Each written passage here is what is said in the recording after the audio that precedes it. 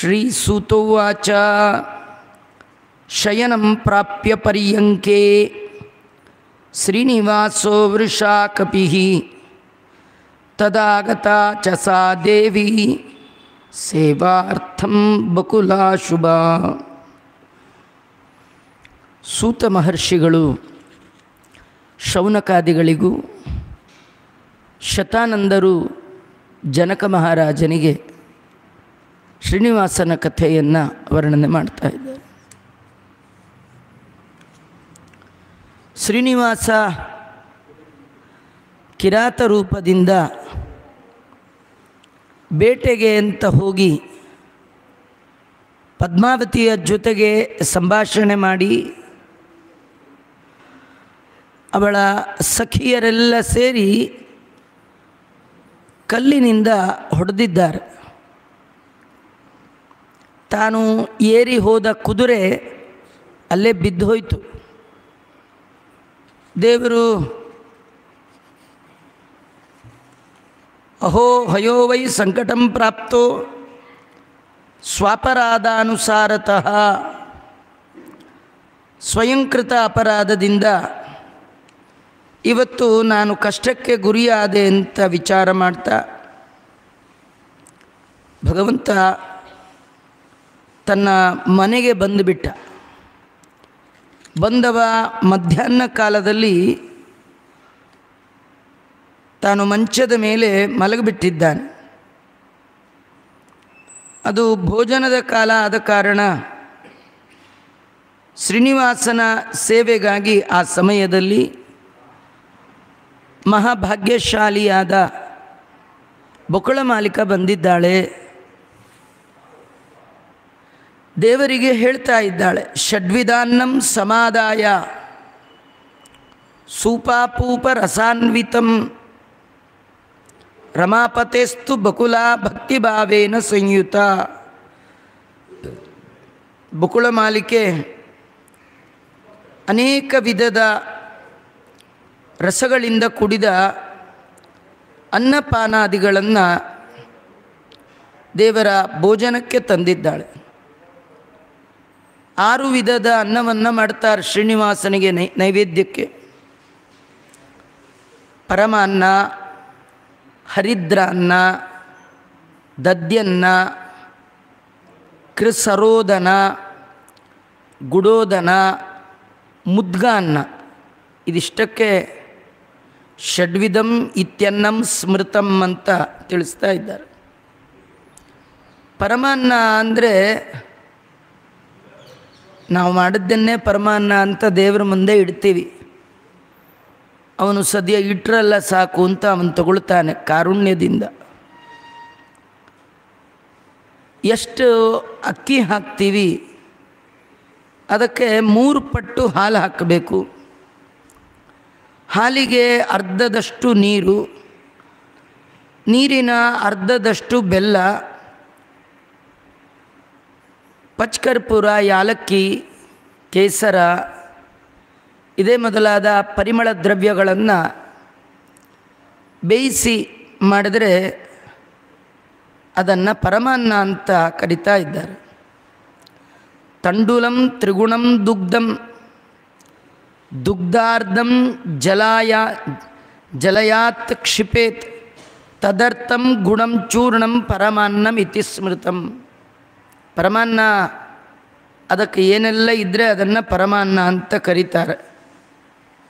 ಇನ್ನು ಹರಿದ್ರ ಅನ್ನ ಅಂತ ಸಂಸ್ಕೃತಂ ಅತೀತಂ ಗವ್ಯಂ ತಂಡುಲಭಾನ್ ಚತುರ್ಗುಣಂ ಈಶತ್ ಹರಿದ್ರಯಾಯುಕ್ತಂ ಮರೀಚಿ ಚೀರಕೈರ್ಯುತಂ ಏತದುಕ್ತಂ ಹರಿದ್ರಾನ್ನಂ ಸುಪಕ್ವಂ ಪಾಚಿತಂ ತಥಾ ಅಂತ.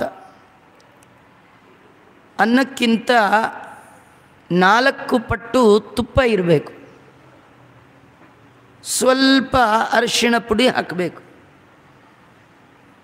ಜೀರಿಗೆ ಹಾಕಬೇಕು, ಮೆಣಸು ಹಾಕಬೇಕು, ತಕ್ಕಷ್ಟು ಉಪ್ಪು ಹಾಕಬೇಕು. ಇದರಿಂದ ಚೆನ್ನಾಗಿ ಪಕ್ವವಾದ ಅನ್ನವನ್ನು ಹರಿದ್ರ ಅನ್ನ ಅಂತ ಕರೀತಾರೆ. ಆಮೇಲೆ ಸಂಸ್ಕೃತಂ ಮಥಿತಂ ದಿವ್ಯಂ ಮಧುರಮೇನ್ನ ಗೋದಾನ್ನಂ ಶುದ್ಧಾನ್ನಂತು ವಿಮಿಶ್ರಿತಂ ತಂಡುಲಂ ದ್ವಿಗುಣೈರ್ನೈವ ಮರೀಚಿಕೇಣ ಸಂಯುತಂ ಲವಣ ಆರ್ದ್ರಕ ಸಂಯುಕ್ತಂ ದದ್ಯೋದನಂ ಸ್ಮೃತಂ. ಅನ್ನಕ್ಕೆ 2 ಪಟ್ಟು ಶುದ್ಧವಾದ ಸಿಹಿಯಾದ ಮೊಸರು, ಮೆಣಸು, ಉಪ್ಪು, ಹಸಿ ಶುಂಠಿ, ಇದಕ್ಕೆ ದದ್ಯೋದನ ಅಂತ ಕರೀತಾರೆ, ಮೊಸರನ್ನ ಅಂತ. ಆಮೇಲೆ ಅಕ್ಕಿಗೆ ಅರ್ಧದಷ್ಟು ಹೆಸರುಬೇಳೆ, ಅದು ನೀರು ಒಟ್ಟಿಗೆ ಬೆರೆಸಬೇಕು, ಅಕ್ಕಿ ಮತ್ತು ಹೆಸರುಬೇಳೆ. ಅದನ್ನು ಚೆನ್ನಾಗಿ ನೀರಲ್ಲಿ ಬೇಯಿಸಬೇಕು. ಮೆಣಸು ಮತ್ತು ಎಳ್ಳು ಪುಡಿ ಹಾಕಬೇಕು, ಎಷ್ಟು ಬೇಕೋ ಅಷ್ಟೇ ಲವಣ. ಇದಕ್ಕೆ ಕೃಸರಾನ್ನ ಅಂತ ಕರಿತಾ ಇದ್ದಾರೆ. ಇನ್ನು ಗುಡಾನ್ನ ಅಂತ, ಹಾಲಿನ ಅರ್ಧದಷ್ಟು ಬೆಲ್ಲವನ್ನು ಹಾಕಿ ಅದರ ಅರ್ಧದಷ್ಟು ತುಪ್ಪ ಹಾಕಿ ದ್ರಾಕ್ಷಿ, ಗೋಡಂಬಿ ಮೊದಲಾದದ್ದನ್ನು ಹಾಕಿ ಅಕ್ಕಿ ಹಾಕಿ ಮಾಡುವಂಥದ್ದೇ ಗುಡಾನ್ನ. ಅಕ್ಕಿಯ 3 ಪಟ್ಟು ಹೆಸರುಬೇಳೆ ಹಾಕಿ ಒಟ್ಟಿಗೆ ಅದನ್ನು ಬೇಯಿಸಿ ಮಾಡಿದರೆ ಅದನ್ನು ಹುಗ್ಗಿ ಅಂತ ಅಥವಾ ಮುದ್ಗಾನ್ನ ಅಂತ ಕರಿತಾ ಇದ್ದಾರೆ. ಇದೆಲ್ಲ ಪುರಾಣಗಳಲ್ಲಿಯೇ ಬಂದ ವಿವರಣೆ. ಯಾವ್ಯಾವನ್ನು ಹೇಗೆ ಮಾಡಬೇಕು ಭಗವತ್ ಪ್ರೀತಿಗಾಗಿ ಅಂತ. ಅವಳು ನಿತ್ಯದಲ್ಲಿ ಈ 6 ವಿಧದ ಅನ್ನವನ್ನು ಮಾಡಿ ಆ ಪರಮಾತ್ಮನಿಗೆ ಅರ್ಪಣೆ ಮಾಡ್ತಿದ್ಲಂತ.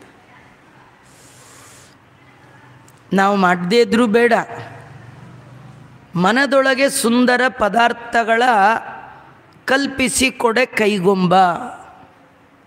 ನೀವು ದೇವ್ರ ಮುಂದೆ ಒಂದೇ ಅನ್ನ ಇಡಿ. ನಾವೆಲ್ಲ ನಿತ್ಯ ಪೂಜೆ ಮಾಡೋರೆಲ್ಲ ಅಷ್ಟೇ ಮಾಡೋದು, ಒಂದು ಅನ್ನ ನೈವೇದ್ಯ, ಮಿಕ್ಕಿದ್ದೆಲ್ಲ ಆಮೇಲೆ ಹೊಡೆಯೋದಿದ್ದೇ ಇದೆ. ದೇವರಿಗೆ ಮಾತ್ರ ಬರೀ ಒಂದೇ ಅನ್ನ. ಆ ದೇವರ ಮುಂದೆ ಇಟ್ಟು ಕಣ್ಣು ಮುಚ್ಚಿ ಅದೆಲ್ಲವನ್ನು ಚಿಂತನೆ ಮಾಡಬೇಕಂತೆ. ಬಂಗಾರದ ಬಾಳೆ ಎಲೆ ಹಾಕಿದ್ದೇನೆ, ಅದರ ಒಂದು ತುದಿಯಲ್ಲಿ ಉಪ್ಪು, ಹಾಗೆ 2 ಕೋಸಂಬರಿ, ಪಲ್ಯ, ಏನೆಲ್ಲ ನಿಮಗೆ ಅಡುಗೆ ನೆನಪು ಬರುತ್ತೋ ಅದನ್ನೆಲ್ಲ ಮನದೊಳಗೆ ಸುಂದರ ಪದಾರ್ಥಗಳ ಕಲ್ಪಿಸಿ ಕೈಗೊಡೆ ಕೊಂಬ ತಗೊಳ್ತಾನೆ. ನಮ್ಮಲ್ಲಿ ಒಂದು ಗಾದೆ, ಮನಸ್ಸಿನಲ್ಲಿ ಮಂಡಿಗೆ ತಿಂದರೆ ಲೆಕ್ಕ ಕೊಡೋರು ಯಾರು ಅಂತ. ತಿಂದರೆ ಲೆಕ್ಕ ಕೊಡೋರಿಲ್ಲ, ಮನಸ್ಸಿನಲ್ಲಿ ಮಂಡಿಗೆ ದೇವರು ಕೊಟ್ಟರೆ ಅವನು ಲೆಕ್ಕ ಕೊಡ್ತಾನೆ. ಯಾಕಂದರೆ ಮನದೊಳಗೆ ತಾನಿಪ್ಪ, ಅವನು ಮನಸ್ಸಿನೊಳಗೆ ಇದ್ದಾನೆ. ನೀವು ಒಳ್ಳೆ ಪದಾರ್ಥವನ್ನು ಮನಸ್ಸಿನಲ್ಲಿ ಚಿಂತನೆ ಮಾಡಿ ಅಲ್ಲೇ ಅರ್ಪಣೆ ಮಾಡಿದ್ರೂ ದೇವರು ಸ್ವೀಕಾರ ಮಾಡ್ತಾನೆ. ಹಾಗಾಗಿ ಒಂದೇ ಅನ್ನ ಇಟ್ಟಿದ್ರೂ ಕೈಯಲ್ಲಿ ತುಳಸಿ ಹಿಡಿದು ಈ ವೈಭವದ ಅನ್ನಗಳನ್ನು ಚಿಂತನೆ ಮಾಡಿದ್ರು ಸಾಕು.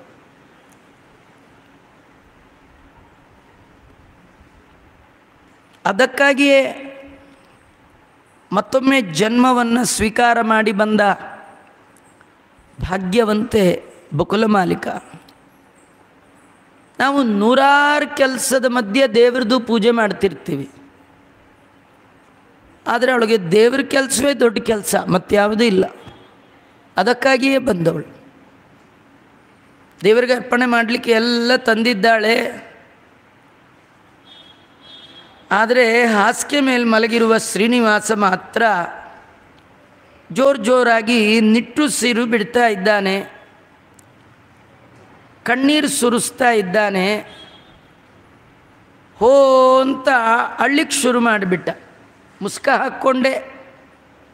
ರುದಂತಂ ನೇತ್ರ ಬಿಂದುಬಿಹಿ, ಕಣ್ತುಂಬ ಧಾರಾಕಾರ ನೀರು.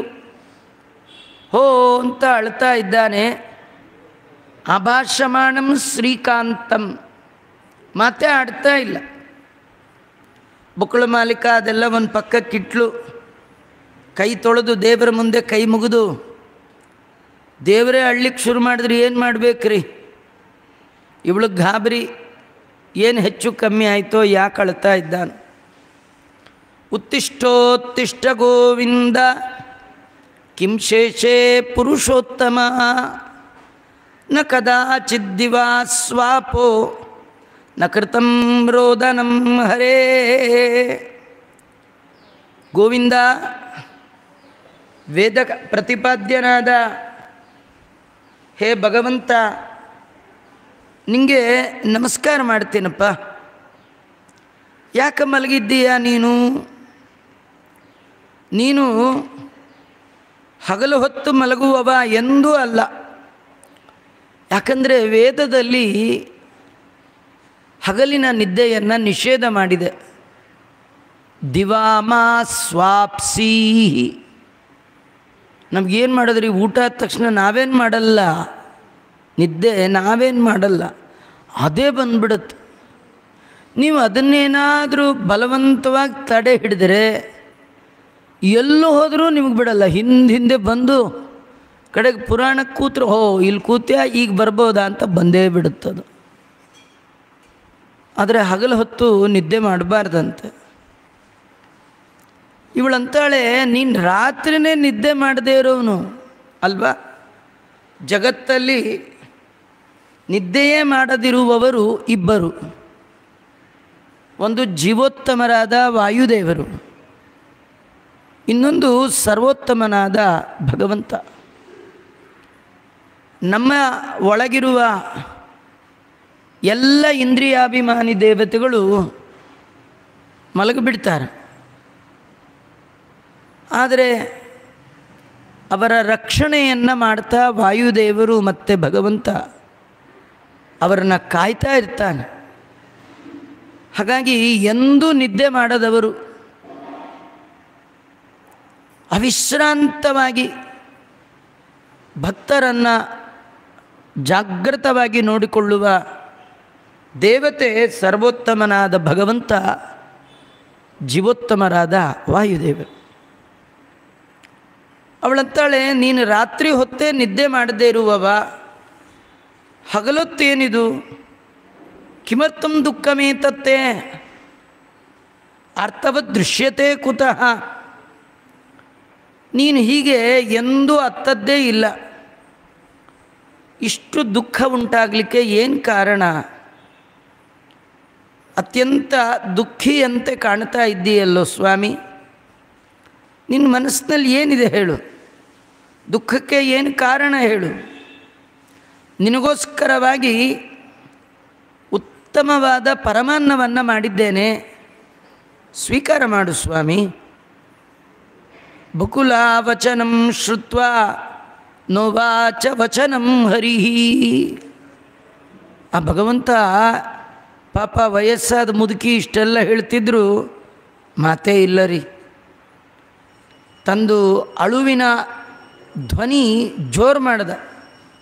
ಯಾವಾಗಲಾರು ಮಕ್ಕಳು ಬಿದ್ದಾಗ ಯಾರು ನೋಡದೇ ಇದ್ದರೆ ಅವೇ ಎದ್ಬಿಟ್ಟು ಸುಮ್ಮನೆ ಹೊಟ್ಟೋಗುತ್ತೆ. ನೀವು ಯಾರು ನೋಡಿ ಅಯ್ಯೋ ಬಿದ್ದ್ಯಾ ಅಂದರೆ ಅದಕ್ಕೆ ಅಳು ಶುರುವಾಗ್ಬಿಡುತ್ತೆ. ಸುಮ್ಮನಿದ್ರೆ ಇವನು ಸುಮ್ಮನಿರ್ತಿದ್ದ, ಹೇಳೋರು ಕೇಳೋರು ಇದ್ದರೆ ಜೋರು ಜಾಸ್ತಿ. ಅದು ಒಂದು ಜೋರು ಅಳ್ಲಿಕ್ಕೆ ಶುರು ಮಾಡ್ದು. ಮತ್ತೆ ಹೇಳ್ತಾಳೆ, ಅಲ್ಲಪ್ಪ ನೀನು ಬೇಟೆಗೆ ಅಂತ ಹೋಗಿದ್ದೆ, ಅಲ್ಲಿ ಕಾಡಲ್ಲಿ ಏನಾದರೂ ನೋಡಿದೇನು? ನಿನ್ನ ಮನಸ್ಸಿನಲ್ಲಿ ಏನಾದರೂ ಇಂಥದ್ದು ಬೇಕು ಅಂತಿದ್ರೆ ಹೇಳು. ನನಗೆ ವಯಸ್ಸಾಗಿದೆ, ಮಾಡ್ತೀನೋ ಇಲ್ವೋ, ಅಥವಾ ಇವಳಿಗೆ ಹೇಗೆ ಹೇಳೋದು, ಈ ಸಂಕೋಚ ಎಲ್ಲ ಬೇಡ. ನಿಮ್ಮ ತಂದೆ ತಾಯಿ ವಸುದೇವ ದೇವಕಿಯರ ಮೇಲೆ ಆಣೆ, ಹೇಳು ನನಗೆ. ಊಟ ಮಾಡದೆ ನೀನು ಹೀಗೆ ಮಲಗಿರೋದು ನೋಡಿದ್ರೆ ನಂಗೆ ಬಹಳ ದುಃಖ ಆಗತ್ತಪ್ಪ. ಜಗದ ಜನರ ದುಃಖವನ್ನು ಪರಿಹಾರ ಮಾಡುವ ನೀನೇ ಈ ರೀತಿ ದುಃಖಿಯಂತೆ ಇದ್ದುಬಿಟ್ರೆ ಹೇಗೆ? ನೀನೇನಾದರೂ ಬೇಟೆಗೆ ಹೋದಾಗ ಯಾವುದಾದ್ರೂ ಹೆಣ್ಣನ್ನು ನೋಡಿದೆಯಾ? ಯಾವ ಹೆಣ್ಣನ್ನು ಬಯಸಿ ನಿನ್ನ ಮನಸ್ಸು ಈ ರೀತಿ ವಿಕಾರ ಆಗಿದೆ ಹೇಳು? ಇಡೀ ಜಗತ್ತಿಗೆ ತತ್ವಜ್ಞಾನವನ್ನು ಕೊಡುವ ಶ್ರೀನಿವಾಸ, ಭಕ್ತರಲ್ಲಿ ವಾತ್ಸಲ್ಯ ಉಳ್ಳವ ನೀನು, ಅಂಥ ನಿನ್ನನ್ನೇ ವಶ ಮಾಡಿಕೊಂಡಿದ್ದಾಳೆ ಅಂದರೆ ಅವಳು ಸಾಮಾನ್ಯ ಅಲ್ಲ. ಅವಳು ಯಾರದು? ವದ ಗೋವಿಂದತೆ ಕಾರ್ಯಂ ಕ್ಷಣ ಮಾತ್ರಾತ್ ಕರೋಮ್ಯಹಂ. ಶ್ರೀನಿವಾಸ, ನಿಂದೇನು ಕೆಲಸ ಇದ್ದರೆ ಹೇಳು, ಒಂದು ಕ್ಷಣದೊಳಗೆ ಮಾಡಿಬಿಡ್ತೀನಿ ಅಂತಂದರು. ಯಾರು? ಬಕುಳ ಮಾಲೀಕ ಹೇಳ್ತಾ ಇದ್ದಾಳೆ ದೇವರಿಗೆ, ನಿಂದೇನಿದ್ರೂ ಕೆಲಸ ಹೇಳು, ಒಂದೇ ಕ್ಷಣದಲ್ಲಿ ಮಾಡ್ತೇನೆ. ಅದಕ್ಕೆ ದೇವರು ಹೇಳಲ್ಲ ಅಂದ. ದೇವರ ಕೆಲಸವನ್ನು ಒಂದೇ ಕ್ಷಣದಲ್ಲಿ ಮಾಡುವ ಯೋಗ್ಯತೆ ಇವಳಿಗಿಲ್ಲ. ಯಾರಿಗಿದೆ ಅದು? ದೇವರ ಕೆಲಸ ಮಾಡೋ ಯೋಗ್ಯತೆ ಯಾರ್ದು? ಪ್ರಥಮೋ ಹನುಮಾನ್ ನಾಮ ದ್ವಿತೀಯೋ ಭೀಮ ಏವ ಚ ಪೂರ್ಣಪ್ರಜ್ಞಸ್ತೃತೀಯಸ್ತು ಭಗವತ್ ಕಾರ್ಯ ಸಾಧಕ. ಅಲ್ಲ, ಒಂದು ಕ್ಷಣದಲ್ಲಿ ಮಾಡ್ತಾರ್ರಿ. ಅಲ್ಲ, ಎಲ್ಲಾದರೂ ಉಂಟ್ರಿ? ಏನು? ರಣರಂಗದಲ್ಲಿ ಇಂದ್ರಜಿತು ಲಕ್ಷ್ಮಣನ ಮೇಲೆ ಅಸ್ತ್ರ ಪ್ರಯೋಗ ಮಾಡಿದ. ಲಕ್ಷ್ಮಣ ಬಿದ್ದೇ ಹೋದ. ಆಗಲೋ ಈಗಲೋ ಪ್ರಾಣ ಕಳ್ಕೊಳ್ಬೇಕು ಅಂಥ ಸಂದರ್ಭದಲ್ಲಿ ರಾಮ ಹನುಮನಿಗೆ ಹೇಳ್ತಾನೆ, ಇವನು ಉಳಿಬೇಕು ಅಂದರೆ ಸಂಜೀವಿನಿ ಮೊದಲಾದ ಔಷಧ ಬೇಕು ಅಂತ. ಆದರೆ ಅದು ರಣರಂಗದಿಂದ 5,000 ಯೋಜನ ದೂರ ಇದೆ. ಹೋಗೋದು ಯಾವಾಗ? ತರೋದು ಯಾವಾಗ?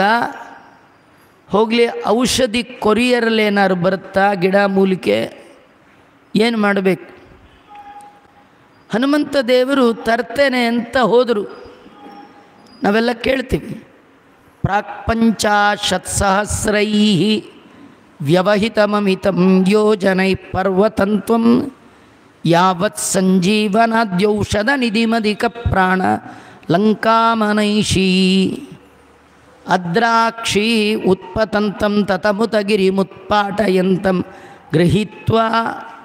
ಹನುಮಂತ ದೇವರು ಹೋಗಿ ಅಷ್ಟು ದೂರದ ಪರ್ವತವನ್ನು ಕಿತ್ತು ತಂದು, ಹನುಮಂತ ದೇವರಿಂದಾಗಿ ಲಕ್ಷ್ಮಣ ದೇವರು ಬದುಕಿ ಉಳಿದರು. ರಾಮ ಅಂದ, ಇಷ್ಟು ದೊಡ್ಡ ಬೆಟ್ಟ ರಣರಂಗದಲ್ಲಿ ಮಧ್ಯದಲ್ಲಿ ಇಡಬಾರ್ದು, ಇದನ್ನು ತೊಗೊಂಡೋಗಿ ಅಲ್ಲೇ ಇಟ್ಬಿಡು ಅಂದರೆ ಹನುಮಂತ ದೇವರು ಕೂತಲ್ಲಿಂದಲೇ ಎಸ್ತು ಬಿಟ್ರು. ಎಸೆದ್ರೆ ಆ ಪರ್ವತ ಎಲ್ಲಿಂದ ಬಂದಿತ್ತೋ, ಭೂಮಿಯಿಂದ ಕೀಳುವಾಗ ಯಾವ ಯಾವ ಬೇರುಗಳು ಯಾವ ಯಾವ ರಂಧ್ರದಿಂದ ಎಷ್ಟೆಷ್ಟು ಆಳದಿಂದ ಬಂದಿತ್ತೋ ಅದದೇ ಬೇರು ಅದದೇ ರಂಧ್ರಕ್ಕೆ ಅಷ್ಟಷ್ಟೇ ಹೋಗಿ ಕೂತ್ರೆ ನಷ್ಟಚ್ಛೇದಾಂಕ ಪ್ರಾಕ್ ಇವ ಅಭೂತ್. ಕಿತ್ತು ಗುರುತು ಕೂಡ ಇರಬಾರ್ದು. ಹಾಗೆ ಆ ಪರ್ವತವನ್ನು ಕೂತಲ್ಲಿಂದಲೇ ನಿಂತಲ್ಲಿಂದಲೇ ಎಸ್ದು ಬಿಟ್ಟು 5,000 ಯೋಜನ ದೂರಕ್ಕೆ ಎಸ್ದಿದ್ದಾರೆ. ಅಲ್ಲ, ಇಷ್ಟೆಲ್ಲ ಪ್ರೋಗ್ರಾಮ್ ಆಗುವಾಗ ಎಷ್ಟೊತ್ತು ಬೇಕಾಯಿತು? ಯಾಂತಂಖೇ ರಾಘವಾಂಗ್ರೌ ಪ್ರಣತಮಪಿತದೈ ಕಕ್ಷಣೆ ತ್ವಾಂ ಹಿ ಲೋಕಃ. ಒಂದು ಕ್ಷಣದಲ್ಲಿ ಮಾಡಿದ್ದಾರೆ. ಹಾಗಾದರೆ ದೇವರ ಕಾರ್ಯವನ್ನು ಕ್ಷಣ ಮಾತ್ರದಲ್ಲಿ ಮಾಡುವಂತಹ ಅತ್ಯಪೂರ್ವವಾದ ಶಕ್ತಿ, ಬುದ್ಧಿ, ಬಲ ಇದೆಲ್ಲ ಹನುಮಂತ ದೇವರ ಯೋಗ್ಯತೆ. ಆ ಯೋಗ್ಯತೆಯನ್ನು ಇವಳು ತನ್ನಲ್ಲಿದೆ ಅನ್ನುವಂತೆ ದೇವರೇ ಹೇಳು, ನಿನ್ನ ಮನಸ್ಸಿನಲ್ಲಿ ಏನಿದೆ ಹೇಳು, ಅದನ್ನು ಕ್ಷಣ ಮಾತ್ರ ಕರೋಮ್ಯಹಂ, ಕ್ಷಣದಲ್ಲಿ ಮಾಡಿಬಿಡ್ತೇನೆ. ದೇವರು ಸುಮ್ಮನಿದ್ದ, ಮಾತಾಡಲಿಲ್ಲ. ಅವಳೇ ಮಾತನ್ನು ಮುಂದುವರಿಸಿ ಹೇಳ್ತಾಳೆ, ಅಲ್ಲ ಬೇಟೆಗೆ ಅಂತ ಕಾಡಿಗೆ ಹೋಗಿದ್ದೆ. ಅಲ್ಲೇನಾದರೂ ಭಯಂಕರ ರೂಪದ ರಾಕ್ಷಸನ ನೋಡಿದೆಯಾ? ಭಯ ಆಗಿದೆಯಾ? ಅಥವಾ ಏನಾದರೂ ಪಿಶಾಚಿನ ಏನಾದ್ರು ನೋಡಿದೆಯಾ? ಭೂತ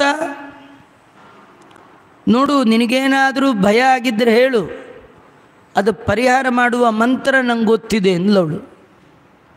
ನಿಂಗೆ ಯಾರು ಮದ್ದು ಮಾಟ ಮಾಡಿದರೆ ಹೇಳು, ನನಗೆ ಗಿಡ ಮೂಲಿಕೆ ಔಷಧಿಗಳ ಮಂತ್ರತಂತ್ರ ಎಲ್ಲ ಗೊತ್ತಿದೆ. ಮಂತ್ರಂ ವಾ ಯಂತ್ರ ಪೂಗಾನ್ ವಾ ಮೂಲಿಕಾದ್ಯೌಷಧಾನ್ಯಪಿ, ನಂಗೆ ಗೊತ್ತಿಲ್ಲದ ವಿದ್ಯೆಯೇ ಇಲ್ಲ.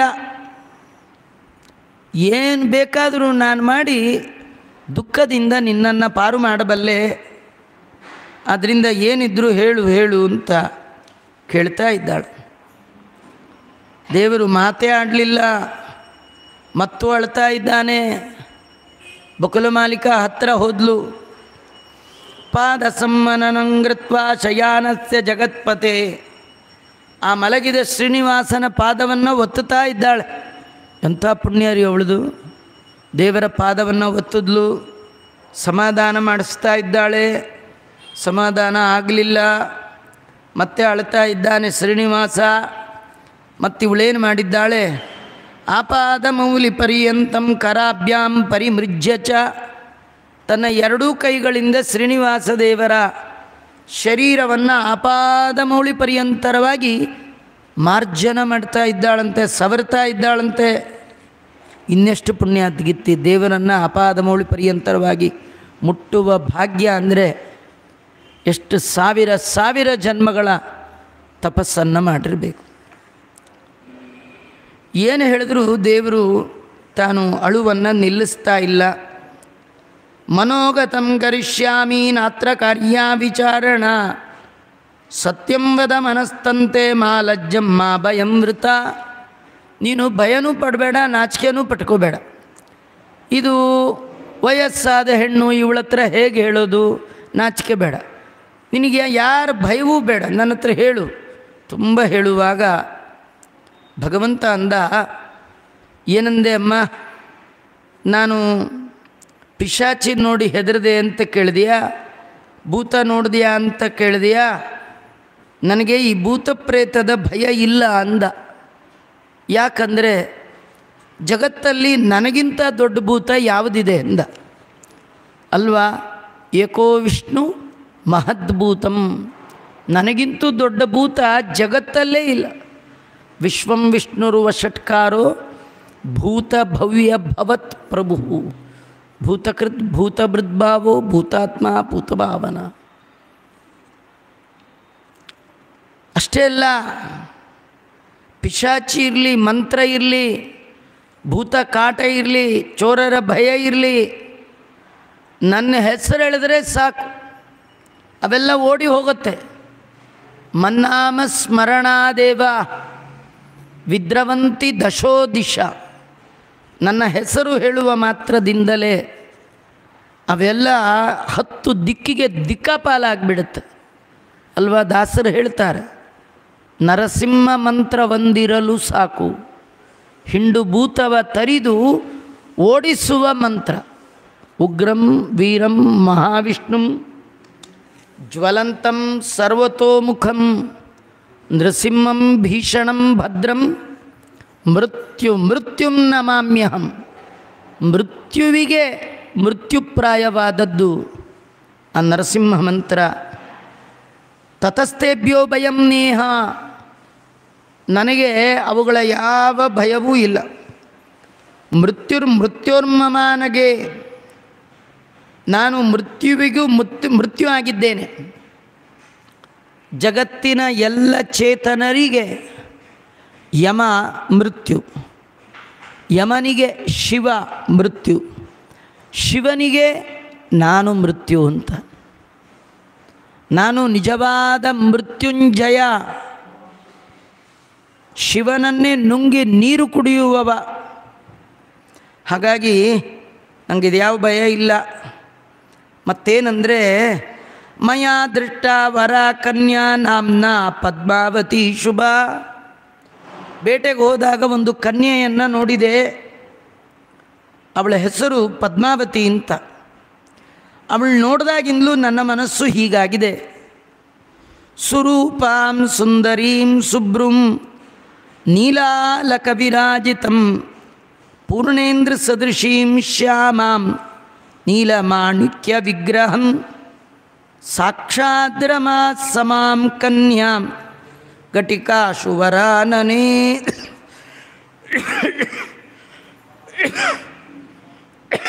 ಶ್ರೀನಿವಾಸ ಹೇಳ್ತಾ ಇದ್ದಾನೆ, ಅವಳ ಸೌಂದರ್ಯ ವರ್ಣನಾತೀತವಾದದ್ದು.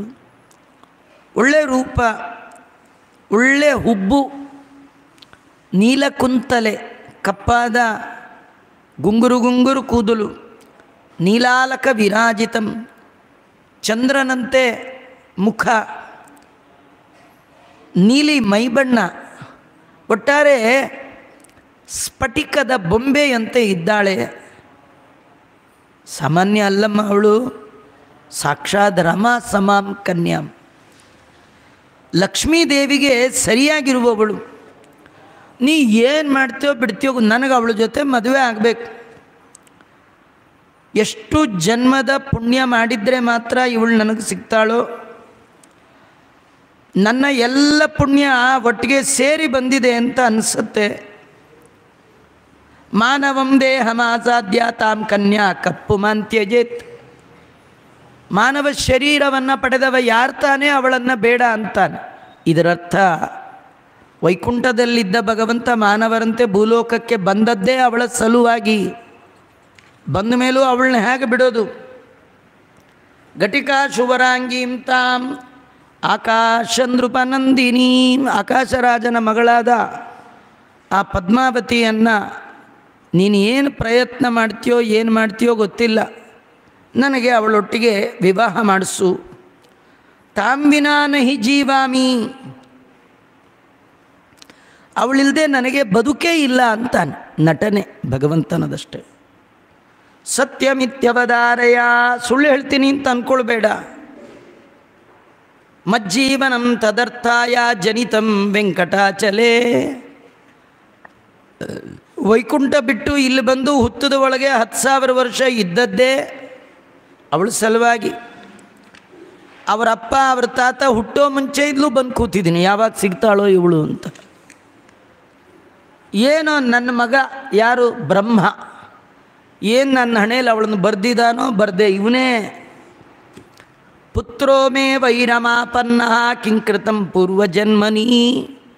ಎಲ್ಲರ ಹಣೆ ಬರಹ ಬರೆಯುವ ಬ್ರಹ್ಮ ನನ್ನ ಮಗ, ನನ್ನ ಹಣೆಯಲ್ಲಿ ಏನು ಬರೆದಿದ್ದಾನೋ ಏನು ಕಥೆಯೋ, ಯಾವ ಈ ಜನ್ಮಕ್ಕೆ ನಾನು ಏನು ಮಾಡಿದ್ನೋ ಏನು ಕಥೆಯೋ, ನನಗೆ ನನ್ನ ಮಗನೇ ವೈರ ಆಗಿಬಿಟ್ಟಿದ್ದ.